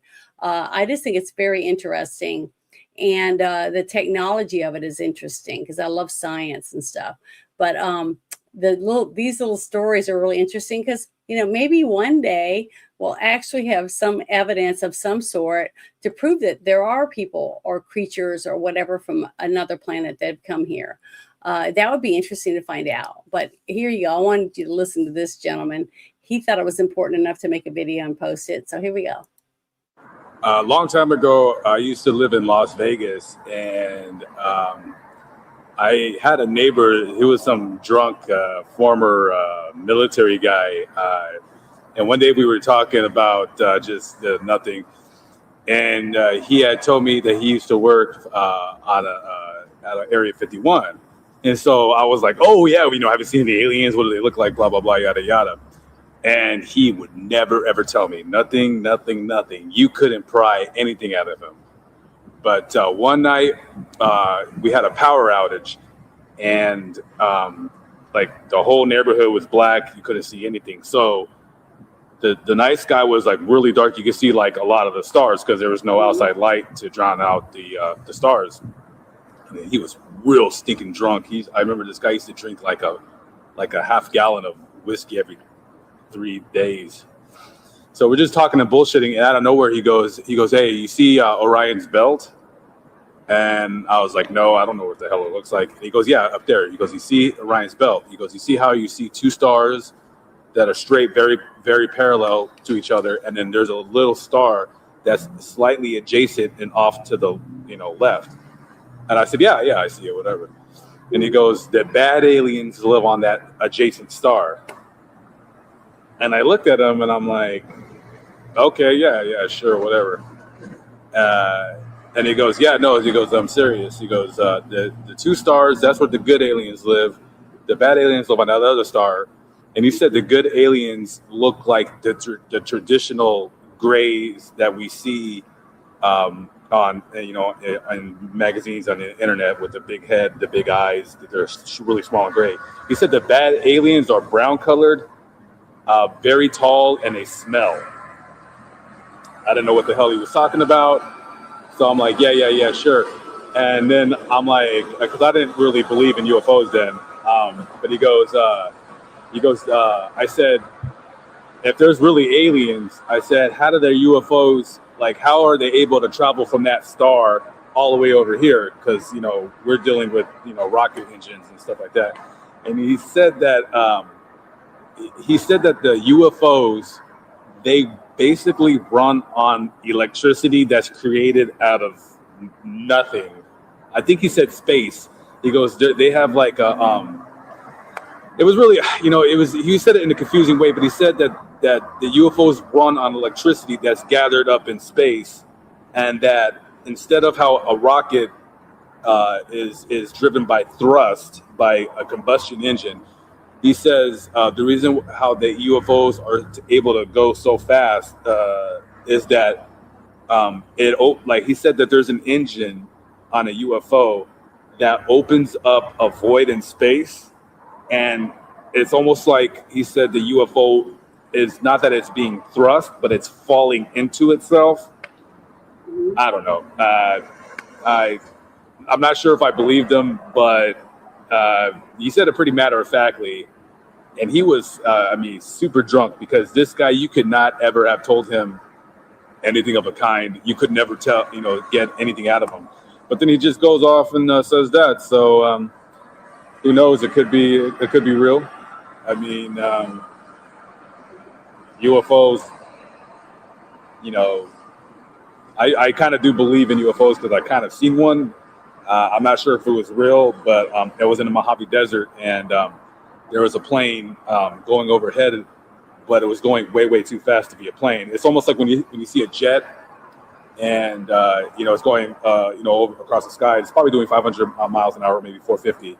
Well, this thing was going like 40 times faster than what a jet would be going up that high in the sky. So I don't know what the hell it was, and who knows? Is it true? Hell if I know. But if any government officials see this, and if this is true, and I let out government secrets, please don't kill me. I don't want to die. I don't know. Maybe I should just keep my mouth shut. Believe. It's a little late now after you put this video out. It's out now. And once it's on the internet, it's going to, I guess, always be in the internet. Isn't that what most people say about that kind of stuff? I just think it's interesting that we're getting so many different points of view when it comes to aliens, about whether they live in the ocean, or what they're doing. Have they really been here? If it's all fake and made up to cover up other things, that kind of stuff. But as far as I know, as long as I've been alive, I've heard people talking about aliens. So, as far as I can think of, I think that people have been thinking about it. There's even carvings in caves, like I think in South America, where it looks like they drew pictures of spacemen, in a rocket ship and things like that. So I just think it's interesting because since the beginning of man, they've looked up to the heavens, and thought of different things about what they thought it was, what was out there. And the whole concept of that movie, I think it was called, something Gate. I can't remember. Something about the spaceship that would land on the pyramids and stuff like that. And that's what they were there for. And there was different gates, to fly from to go through these gates to go to one planet to another. So I just thought the whole concept was really interesting. And, people got very good imaginations and lots of these different stories that you see that come out. But I just think it's really cool, all the alien information. And, I'm always going to talk about it because I just think it's neat. I love the documentaries. I've watched a lot of, and there was a couple of TV shows that I'd watch about supposedly, somewhere in Mexico Ranch or whatever. And in somewhere, I think it's in Utah. There's another place in Utah or whatever that they have a TV show about supposed, some kind of gate that they think there's a dimensional entrance for aliens or something like that. So I just think it's interesting because there's so many different points of view. And some people think they're demons, or angels that are coming, fallen angels that are coming and using people, to fulfill different things for the devil, all this kind of stuff. It's all very intriguing, but, I just want to listen to it and see, the different stories and, compare them with other stories that are similar, that type of thing. But, who knows? And maybe one day we'll find out whether it's true or not. But I thought this was interesting when it came out about this, actually, the Department of Justice coming out with these arrests. It's nice to see actual people getting arrested. Now, hopefully, some of these people will go to jail for the crimes they committed. And hopefully people will support the criminals going to prison, and support the people that were assaulted, and help them make sure that these people do go to prison. So hopefully they get, I don't know how the whole thing works when it comes to, I think it's federal, because I never served on a federal jury or anything like that yet, but if they called me, I would definitely, answer the questions and stuff, and to get the experience of what it might be like to serve on a jury for a federal case or something like that. I think it would be really interesting. But I'm going to play this real quick and listen to what he has to say. I'm Ryan Rabel. I'm the U.S. Attorney for the Northern District of Texas. Thank you for coming. This week, 9 individuals, including well-known musical artists, kidnapped and robbed at gunpoint numerous victims at a music studio in Dallas, Texas. 8 of the 9 were arrested yesterday in Dallas, Memphis, and Nashville. These individuals who are charged and arrested include Lontrell Williams Jr., also known as Pooh Shiesty, Lontrell Williams Sr., Rodney Wright Jr., also known as Big 30, Kadarius Waters, Demarion Gibson, DeMarcus Glover, Corday Johnson, Darian McDaniel, and Terrence Rogers has not been arrested yet, but will be soon. The complaint alleges that on January 10th of this year, 3 music industry professionals traveled to Dallas for a scheduled business meeting. Lontrell Williams Jr. arranged this meeting purportedly to discuss the terms of his recording contract with one of the victims. As alleged, once these 3 men were inside the recording studio, Williams Jr. and 8 co-conspirators, several of whom traveled from Memphis, Tennessee, executed a coordinated armed takeover.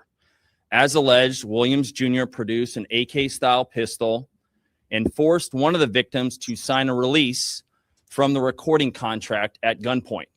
The remaining conspirators displayed firearms and robbed the other victims of Rolex watches, jewelry, cash, and other high-value items. One of the victims was actually choked by one of the defendants to the point of near unconsciousness. Defendant Wright barricaded the studio door with his body to prevent the victims from escaping. The ringleader of the conspiracy, Lontrell Williams Jr., was on home confinement at the time of the offense, as alleged, for a prior firearms conspiracy charge and conviction out of the Southern District of Florida. Towards the end of his prison sentence, he had been granted home detention.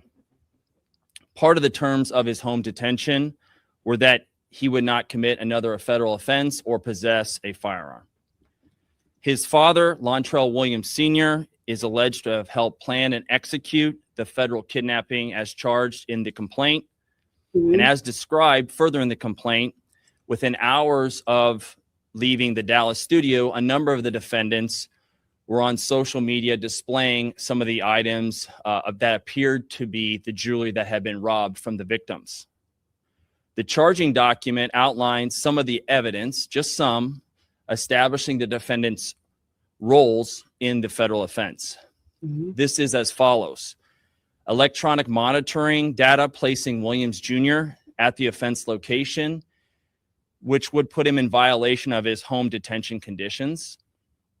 Cell phone records and license plate reader data corroborating the coordinated travel of multiple defendants from Memphis, Tennessee to Dallas. Rental car records confirming Williams Sr. rented a vehicle that was used by the group. Surveillance footage from the offense location, a nearby office supply store, and a hotel where several of the defendants stayed following the offense.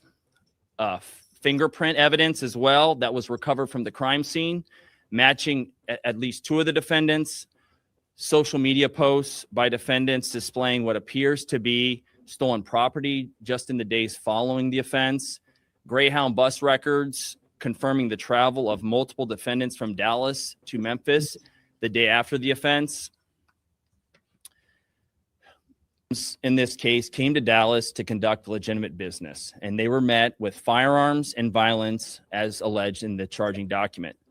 This case should serve as a warning to others who believe that using violence and intimidation tactics to rob others in our community is a viable way to conduct business. I'm here to say that it is not, and that if you choose to do this, we will, together with our law enforcement partners here, and the other ones in the Northern District of Texas, will bring you swiftly to justice. Thank goodness. It sounds like they got a lot of evidence right there from what I was hearing. And the fact that they're so brazen that they videotape their stuff and just put it out there because they don't think anything's going to happen to them. That's what we've created. We breeded a bunch of people that go out and fight with ICE. They go out and they rob and loot stores with gangs, like 20 people going in, taking everything off the shelf and stuff and just walking out because they think that they're above the law. They think that what they do doesn't matter. But when all the businesses close because they can't, people don't want to shop there because it's not safe, or they don't feel safe getting in and out of their cars or anything like that. When you live in a place like that, when you just have crime just overruns everything. And you got Chicago, it's been run by Democrats forever. I don't know of any time that Democrats didn't run it. And look how bad it is. Democrats haven't fixed any of it. They take your money and they spend, but they don't make anything better. So why do you keep voting for them? Vote for an independent or something for a change, a libertarian, somebody that might actually make a difference. But as long as you keep voting the way you're voting and it hasn't done anything to help the people in the communities, then, nothing's going to get better. So just keep watching New York City and see if you, especially when nobody wants to bail them out, because they ask for what they're getting. And when all the women are wearing hijabs and they're praying in the street and nobody can get to work, all this kind of stuff. And all the big businesses with money leave, they don't pay taxes. And you guys are going to start finding out what it's like. You think it's expensive. They were griping a while ago because they're paying so much, when, other states are, paying a little bit more, but still half as expensive as other places because of where they live. So where you live has a lot to do with what you end up paying. Do you have property taxes? Do you have taxes on every single thing you do? And, you go to buy a hamburger and when years ago, when taxes were lower, it was like, $10. And now it costs you $25, $30 to buy the same meal that you bought 10 years ago for 10, that's taxes. And instead of taxing other states and making them pay, like my state that I live in has a balanced budget amendment. So the people that we put in office have to use the money that's allotted for certain things on that. Just think, what would it be like if the federal government had a balanced budget amendment, where they couldn't spend money? You couldn't just take money and say, well, we're going to send it to Africa or to Venezuela and start a comic book for gays, or whatever it is they decide to do, simply because they got money for it, instead of spending it on our veterans or our homeless, our homeless Americans that are born here that are now homeless. People like that should get the money, and not someone who didn't put a dime in the system. I know you guys are sick of it, especially people that have listened to me on a regular basis, because I always say that I'm a huge veteran supporter, and any person that put on a uniform to serve other people in our country deserves to be taken care of. That's how simple it is. Someone like me that didn't serve in the military, I have to work at the chicken plant or be a waitress or whatever it is to pay my bills. Well, I'm thankful to the veterans that gave me the right to vote, and keep me safe from being invaded by another country. So, to me, pay it forward, take care of our veterans, so that we do have young people that want to step up and take over where the other ones that, gave their life or have retired from the military, we have to have new people that step in and to protect us. And then you get other people that have other skills, to take care of their neighborhoods and their states. So, all of us have to put in our 2 cents to make it fair for all. And if you just take, and you never give back, then maybe you're part of the problem. You know what I mean? And I see a lot of people that are just willing to keep taking, and they're not willing to give back anything. They just want to take from people that do all the work. And those people should have their the checks taken away. That's how I look at it. But this young woman, I saw this, and you know what? I'm one of those people. I didn't get the jab, and I lost lots of work because I wouldn't get it. But I have allergies, bad allergies. I get allergy shots, and my allergy doctor said, I don't recommend you get it. We don't know what's in it. And I can't get all my patients a shot of something we have no idea what's in it and expect to have patients, So I was thankful that I had a doctor that was honest about it and told me, I don't recommend you get the shot. And I didn't. And a lot of people, every single person, 90-something% of the people that I know personally that did get it all have health problems now. Whether it's skin, stomach problems, heart problems, vein problems, their hair is falling out, tons of things. Just it's horrible to see so many people having so many health problems. But I watched lots of videos. People were putting out video after video after video before everyone was told they have to get it, like the military and stuff like that. I was seeing people that I know that are in the science and technology area, like I was talking about earlier, that someone said, you don't like science, you like technology. Well, no, I don't. I like science too. I think science is important.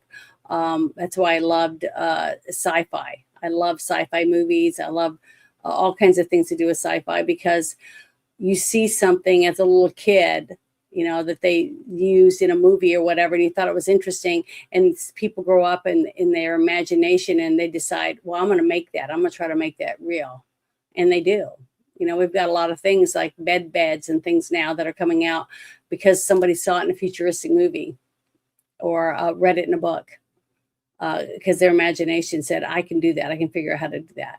And to me, that's important, to get young people to want to create and do things for others or for themselves, even if it was to make money, whatever the reason is. If it's technology that's going to help people and they use science to get there, great. It just helps more people and helps other people around the world. But this nurse, she's going to give her evidence about patients that didn't die from COVID. Okay. They died because of the hospital protocols used during COVID, the ventilators and the remdesivir, other things like that cause people to die from it because they were told, don't give them this, don't give them that. They have to have this. And when they did that, they basically they died from it because and a lot of them knew about it. But what really scared me was, like I was saying, the videos that I saw, it was over and over and over again. I saw more and more videos showing whole laboratories with like 50 beagles in it. And every one of the beagles that were injected with the COVID vaccine, they died. Every one of them. Not a single one lived. And it wasn't just beagles. It was other dogs. They had poodles. They had other different dogs, Labradors, other different ones in labs. And guess what? That they didn't want to tell anyone. Guess what? We can't move on to humans because every dog that we've injected with it died. So that was covered up. That's why a lot of this stuff is important. All these investigations are doing about what they knew and what they didn't release.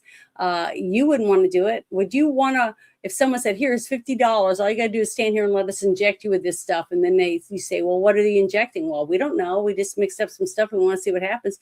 Would you willingly put your arm out and let them just jab you with it? No. And I guarantee most of America would have said, no, I'm not going to get this shot. We don't know what's in it. They didn't even test it on people in a lab, like they're supposed to with all vaccines, the way that we were told they're doing it. They did it on animals and they all died. Every one of them died. Do you actually believe that the government would say, oh, it's okay, let's just kill all the dogs. When they die, then we'll try cats, and then we'll try rats, and we'll try this, and then we'll do it on our children. Yay, let's do that. But that's what they did. But who would believe that they did that? But hopefully a lot of these people are going to be held accountable.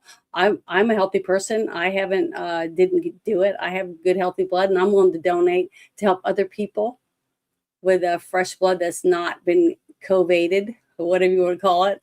But I'll have to just wait and see. But I'm willing to try to help people, because a lot of people did it because they thought they should, because they were told by their doctor or they were told by their boss that if you don't do it, you're not going to have a job. So, I don't blame the people. But I'm happy that people like this woman are willing to step up and tell the truth about what they know about their jobs and what they were doing at their jobs to hurt people.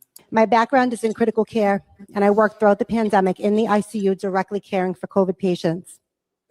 After 18 months of chaos, I left the bedside because I could not watch one more of my patients needlessly die due to deadly hospital protocols and the denial of life-saving medications. They were telling us that COVID was killing all of our patients, but I contend that this was not the case at all. But instead, it was the complete and total medical mismanagement of COVID that was killing them. If patients were dying of the virus itself, then why were we not pulling bodies from homes and off of the streets en masse? The reality is that patients, they're not dying at home. They're not dying on our streets. They are dying in our hospitals. And it is time that we start asking ourselves why.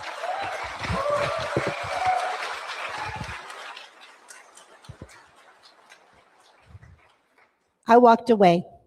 But if there's one thing that still haunts me from my time working at the bedside, it is the faces of the patients that I knew didn't need to die. I can't get them out of my head. I had never been really comfortable with death. But you quickly begin to understand that death is a part of life that comes for all of us eventually. And one of the first things I learned in nursing, especially working in the ICU, is that there are fates far worse than death.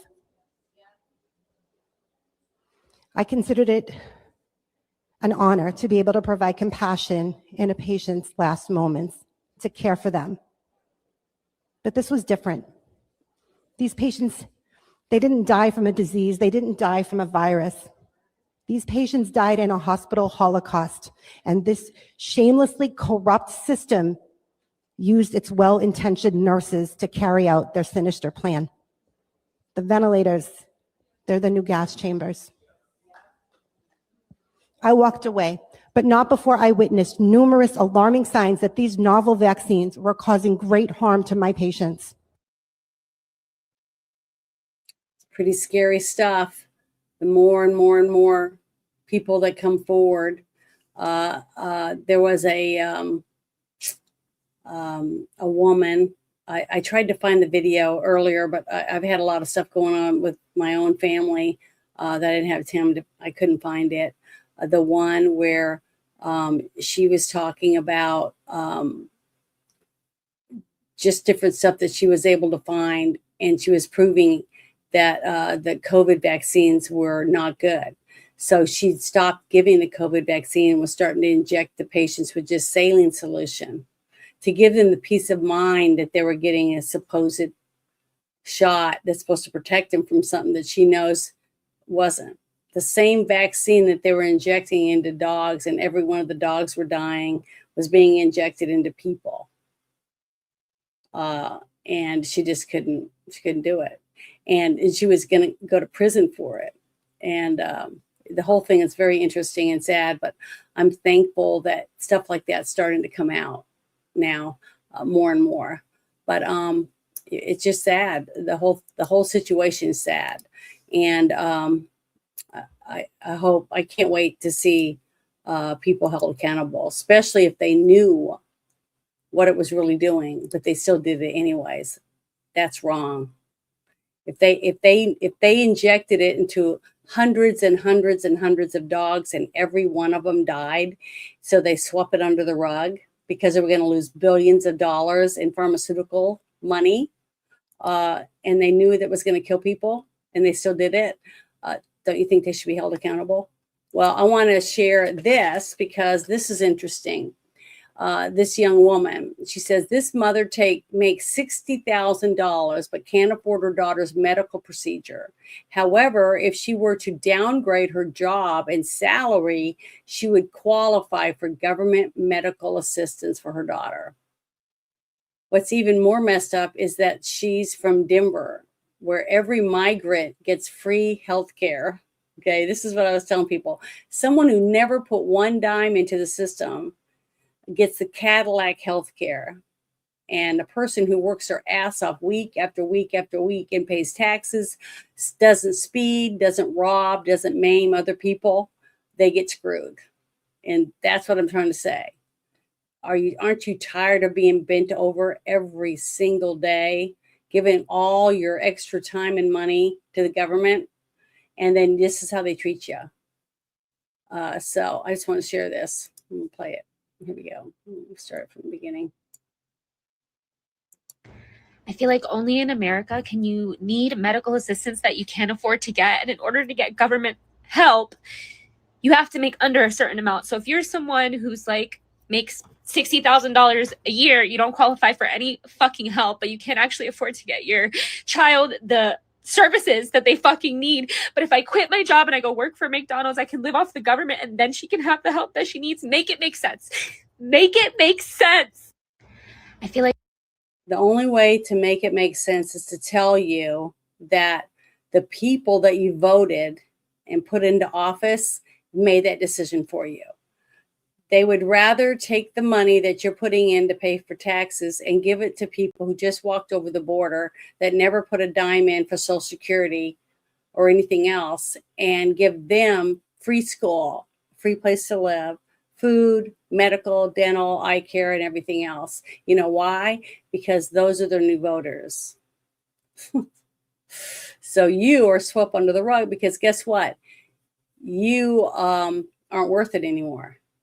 You're too much work because you want something, you want more in your life.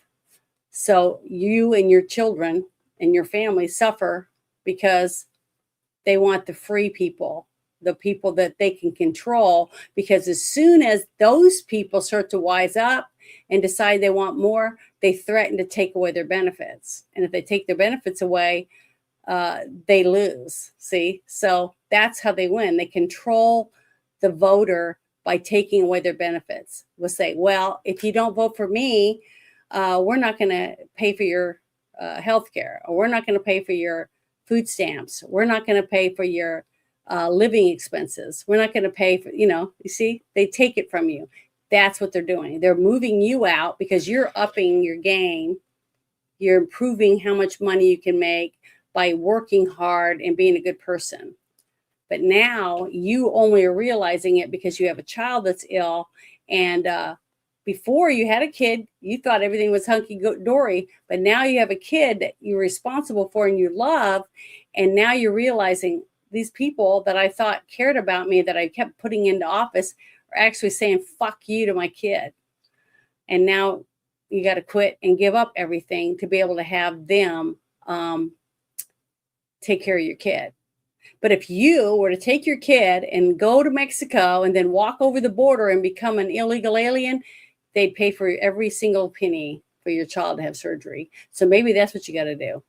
Maybe you just got to give up your citizenship, become an illegal alien, and then they'll take care of your kid. Isn't that terrible that we're in this situation, that a young mother can't understand that she's done everything right. She went to school, she got a good job, she's trying to better herself and make a good place for her child. And now she's being told that her child can't get the care she needs simply because mommy makes too much money. If mommy was poor and lived in a trailer and was on food stamps, guess what? We would take care of her kids. See, they want to control every aspect of your life from cradle to grave. And this is what we've been trying to say, to get rid of these people, because if they cure you, you're not going to buy their medicine anymore. Then they don't have any money to go on their vacations and do whatever they're going to do, right? So it's sad. It's sad. Really sad. So, you know, I really feel for this woman. And I think it's terrible. But, you know, hopefully something good will come out of it for her.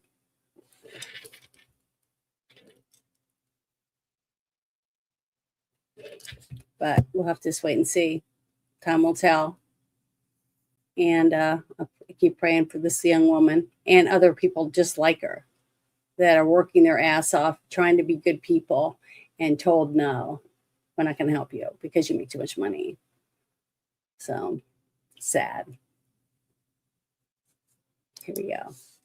So the next thing, I got one more thing that I thought was pretty interesting.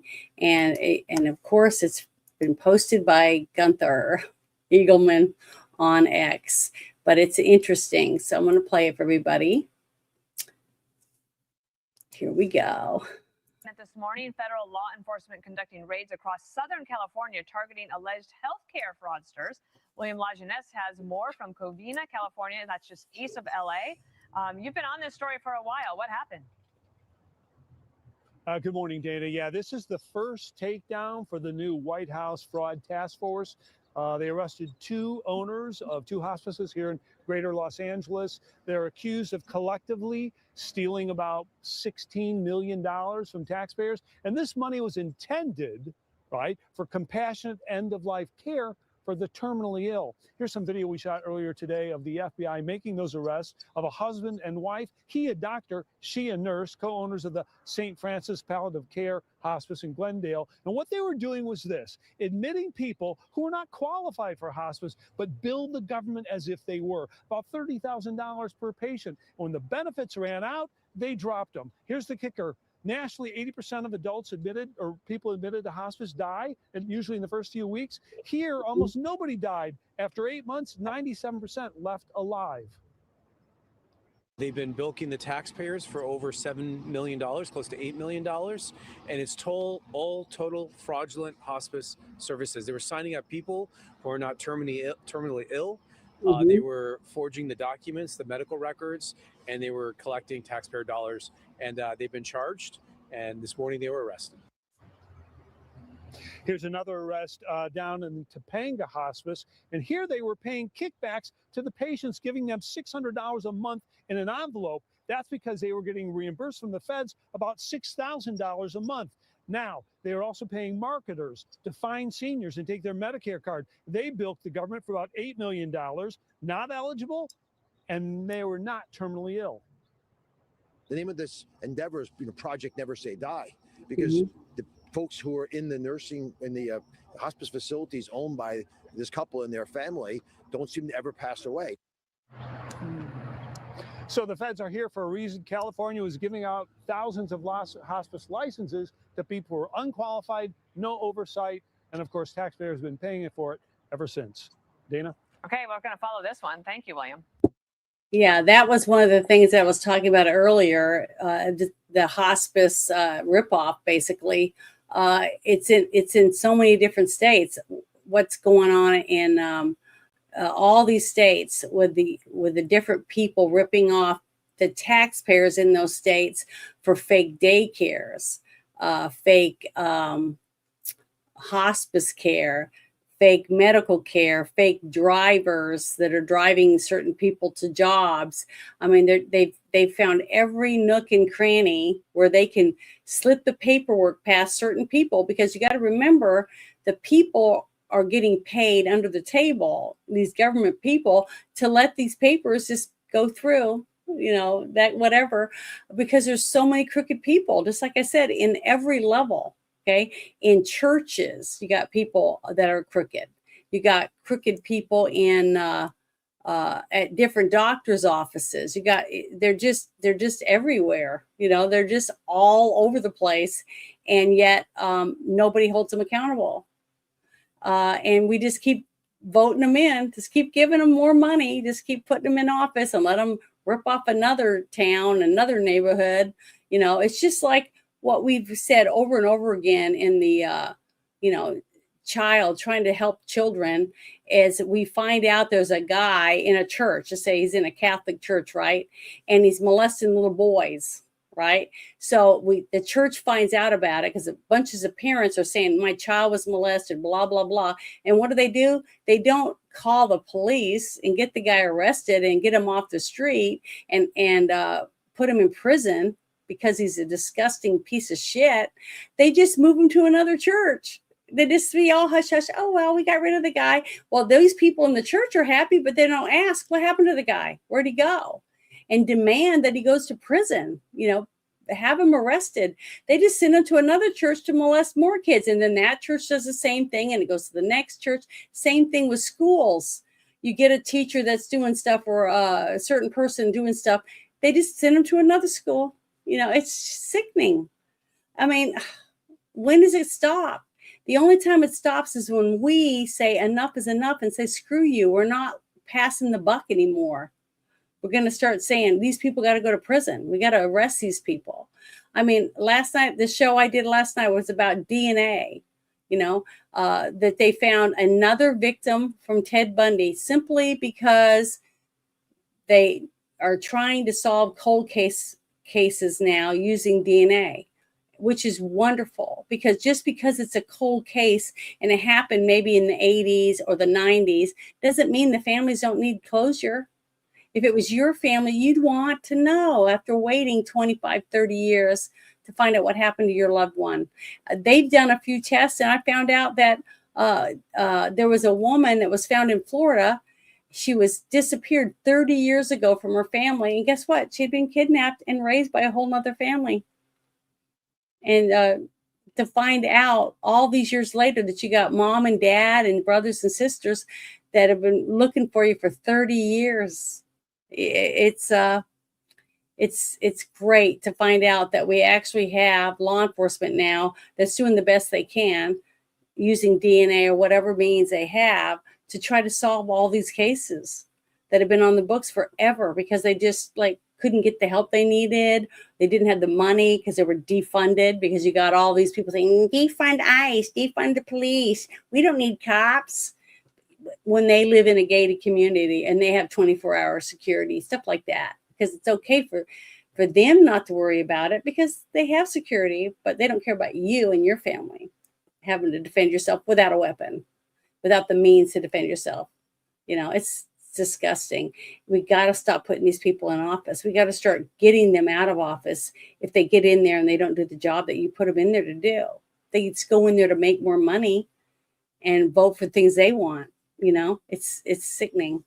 Yeah, that's right. I agree with you. Pitchforks and torches motivate people. I think so. But it's almost to the point where a lot of people feel like that's the only way we got left.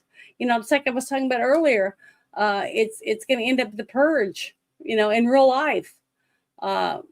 It's really scary. But if somebody doesn't start doing something, time's running out. We're running out of time. We got to do something soon. It's before it's too late. We have so much evidence now. We got DNA, we got everything. We just need a decent judge that's not paid off or crooked or owned by somebody because he was having an affair on his wife and they got all these dirty photos of him or whatever it is. And if they're crooked and they broke the law, then we need to start putting these guys in prison, start arresting these judges if they're crooked judges. That whole mess that was going on in Arizona, you had judges and lawyers and people forging people's signatures to sell property over and over again, the same piece of property to cartels, and stuff like that. And what's her name? The governor of Arizona was involved in it. She forged her mother's signature on how many documents, and they had it in court, but yet she's still governor. It's like, what the fuck? It's just hard to understand this shit. Sorry, I didn't mean to cuss. Well, I did because I did, but oh well.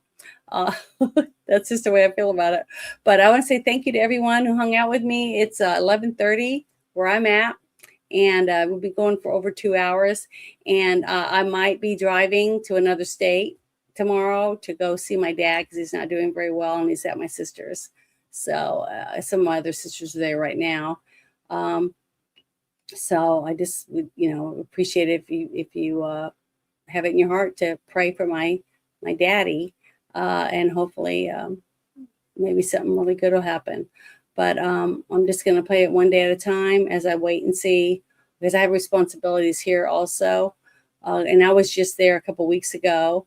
But, it just depends on, what's happening about whether or not I'm going to jump in my car and drive for a day and a half to go see them and see if there's anything I can do.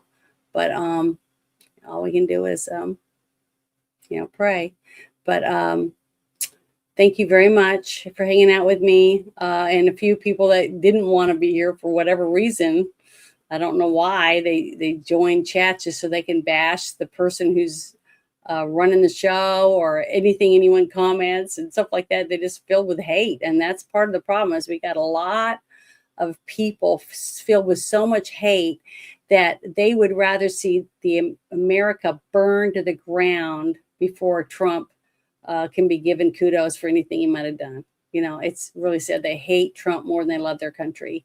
And it's hard. It's hard to see, especially as a military brat, to see how many people have given life and limb for this country to give you the right to have some of the things you have, because they've never gone to another country to find out what it's like to live there and find out how little rights they have, like when they can come to your house and arrest you in Europe because you posted online that this guy was a bully or you didn't like him because he's an asshole or whatever, and they come and arrest you because you hurt their feelings. It's scary shit. But if that's what you want, why don't you move there? If you hate America so much, move to one of the countries that you think is going to treat you better. I wish I could see that, but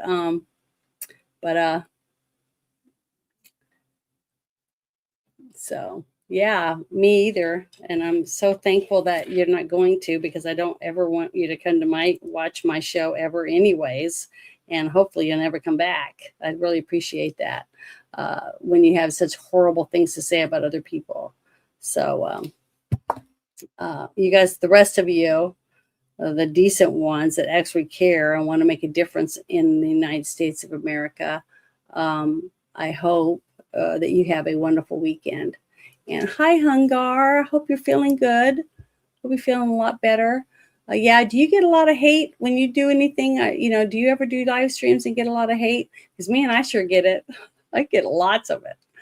So at least I haven't gotten any death threats today. I mean, people tell me they're going to come kill me and blow my brains out and stuff. I've gotten a lot of that, though, lots of posts like that. But it's really sad when you see some of these people.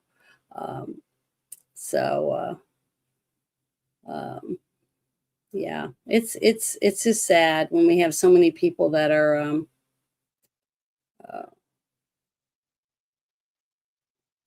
that it's just sad that we got so many people that don't want anything good to happen. They just want to see other people not be successful. That's what they care more about. And it's sad that we're there. But that's just something we have to put up with and live with. But thank you very much. Yeah, I do appreciate all my ranches when they can come in, because I know that you guys all have lives. You have something that you have to do. So it's oh, Hungar, thank you so much. I really appreciate it.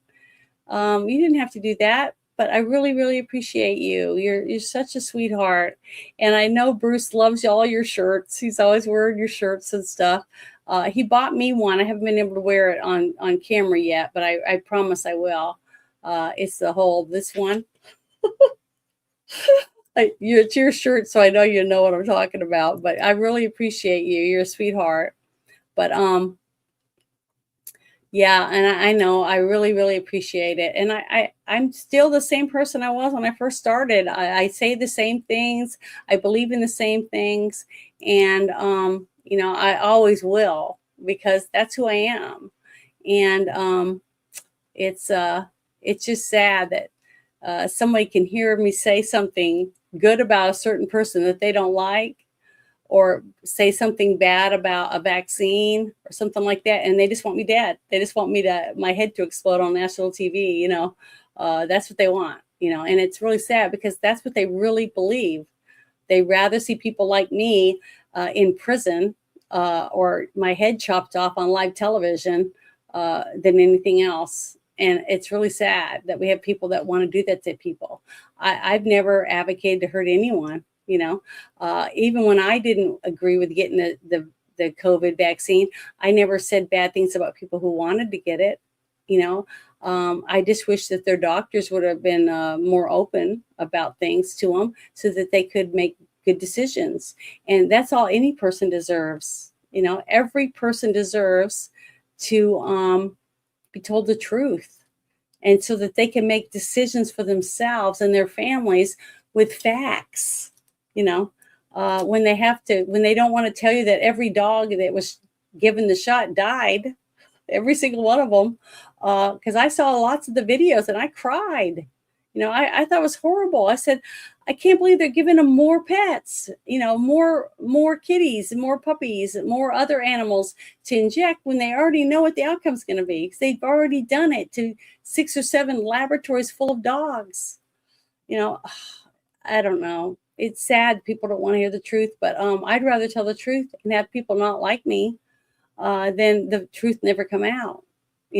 That's how I look at it. So, well, hello, Warrior. Thank you for stopping in. Yeah, it's late. Boy, it's real late for you where you live, because you're an hour ahead of me.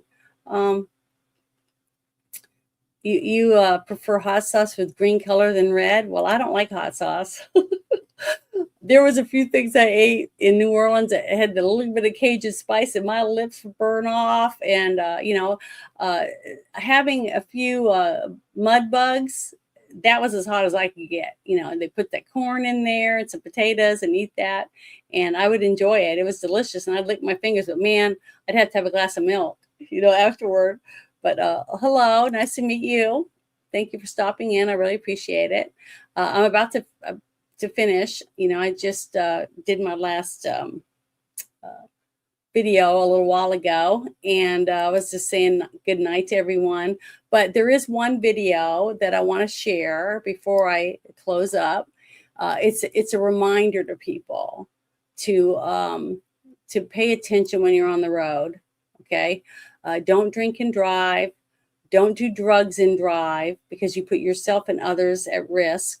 Wear your seatbelts. I know I sound like an old nag, but the thing is, the reason you should wear your seatbelt is because you're not the only one on the road. You may be a really good driver. Okay, you might do everything right, but some other idiot runs a red light and rams you, or T-bones you. They run a stop sign, or whatever else. So I'm going to play this really quick for you, because I think it's very informative. And I wish more people would really, really pay attention to what's going on around them. Here you go.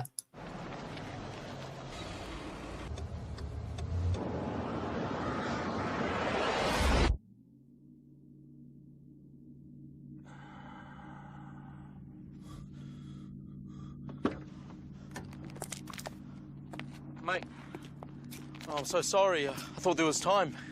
He just pulled out. I don't have time to stop. Well, come on, mate. It was a simple mistake. I know if I was going a bit slower. Please. I've got my boy in the back.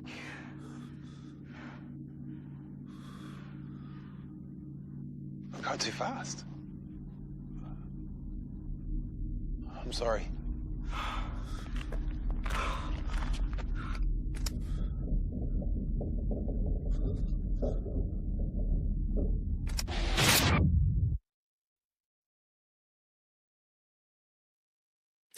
Yeah, I just wanted you guys to see that. It's sad because we're not all given the chance, a second chance to think about what it is that you just did. And both of them were at fault. One was going too fast and the other one just ran a stop sign, because they weren't paying attention. They were so busy focusing, oh, I want to get home, I'm tired, I'm hungry, or whatever it is, instead of paying attention to the road when you're driving. I just wish more people would, because it's not just you on the road. So think about that. But you guys have a wonderful evening and hope you have a great weekend and just enjoy your family. Give them hugs and kisses and tell them you love them, because today might be your last day. You don't know. So enjoy every minute that you can. Talk to you later.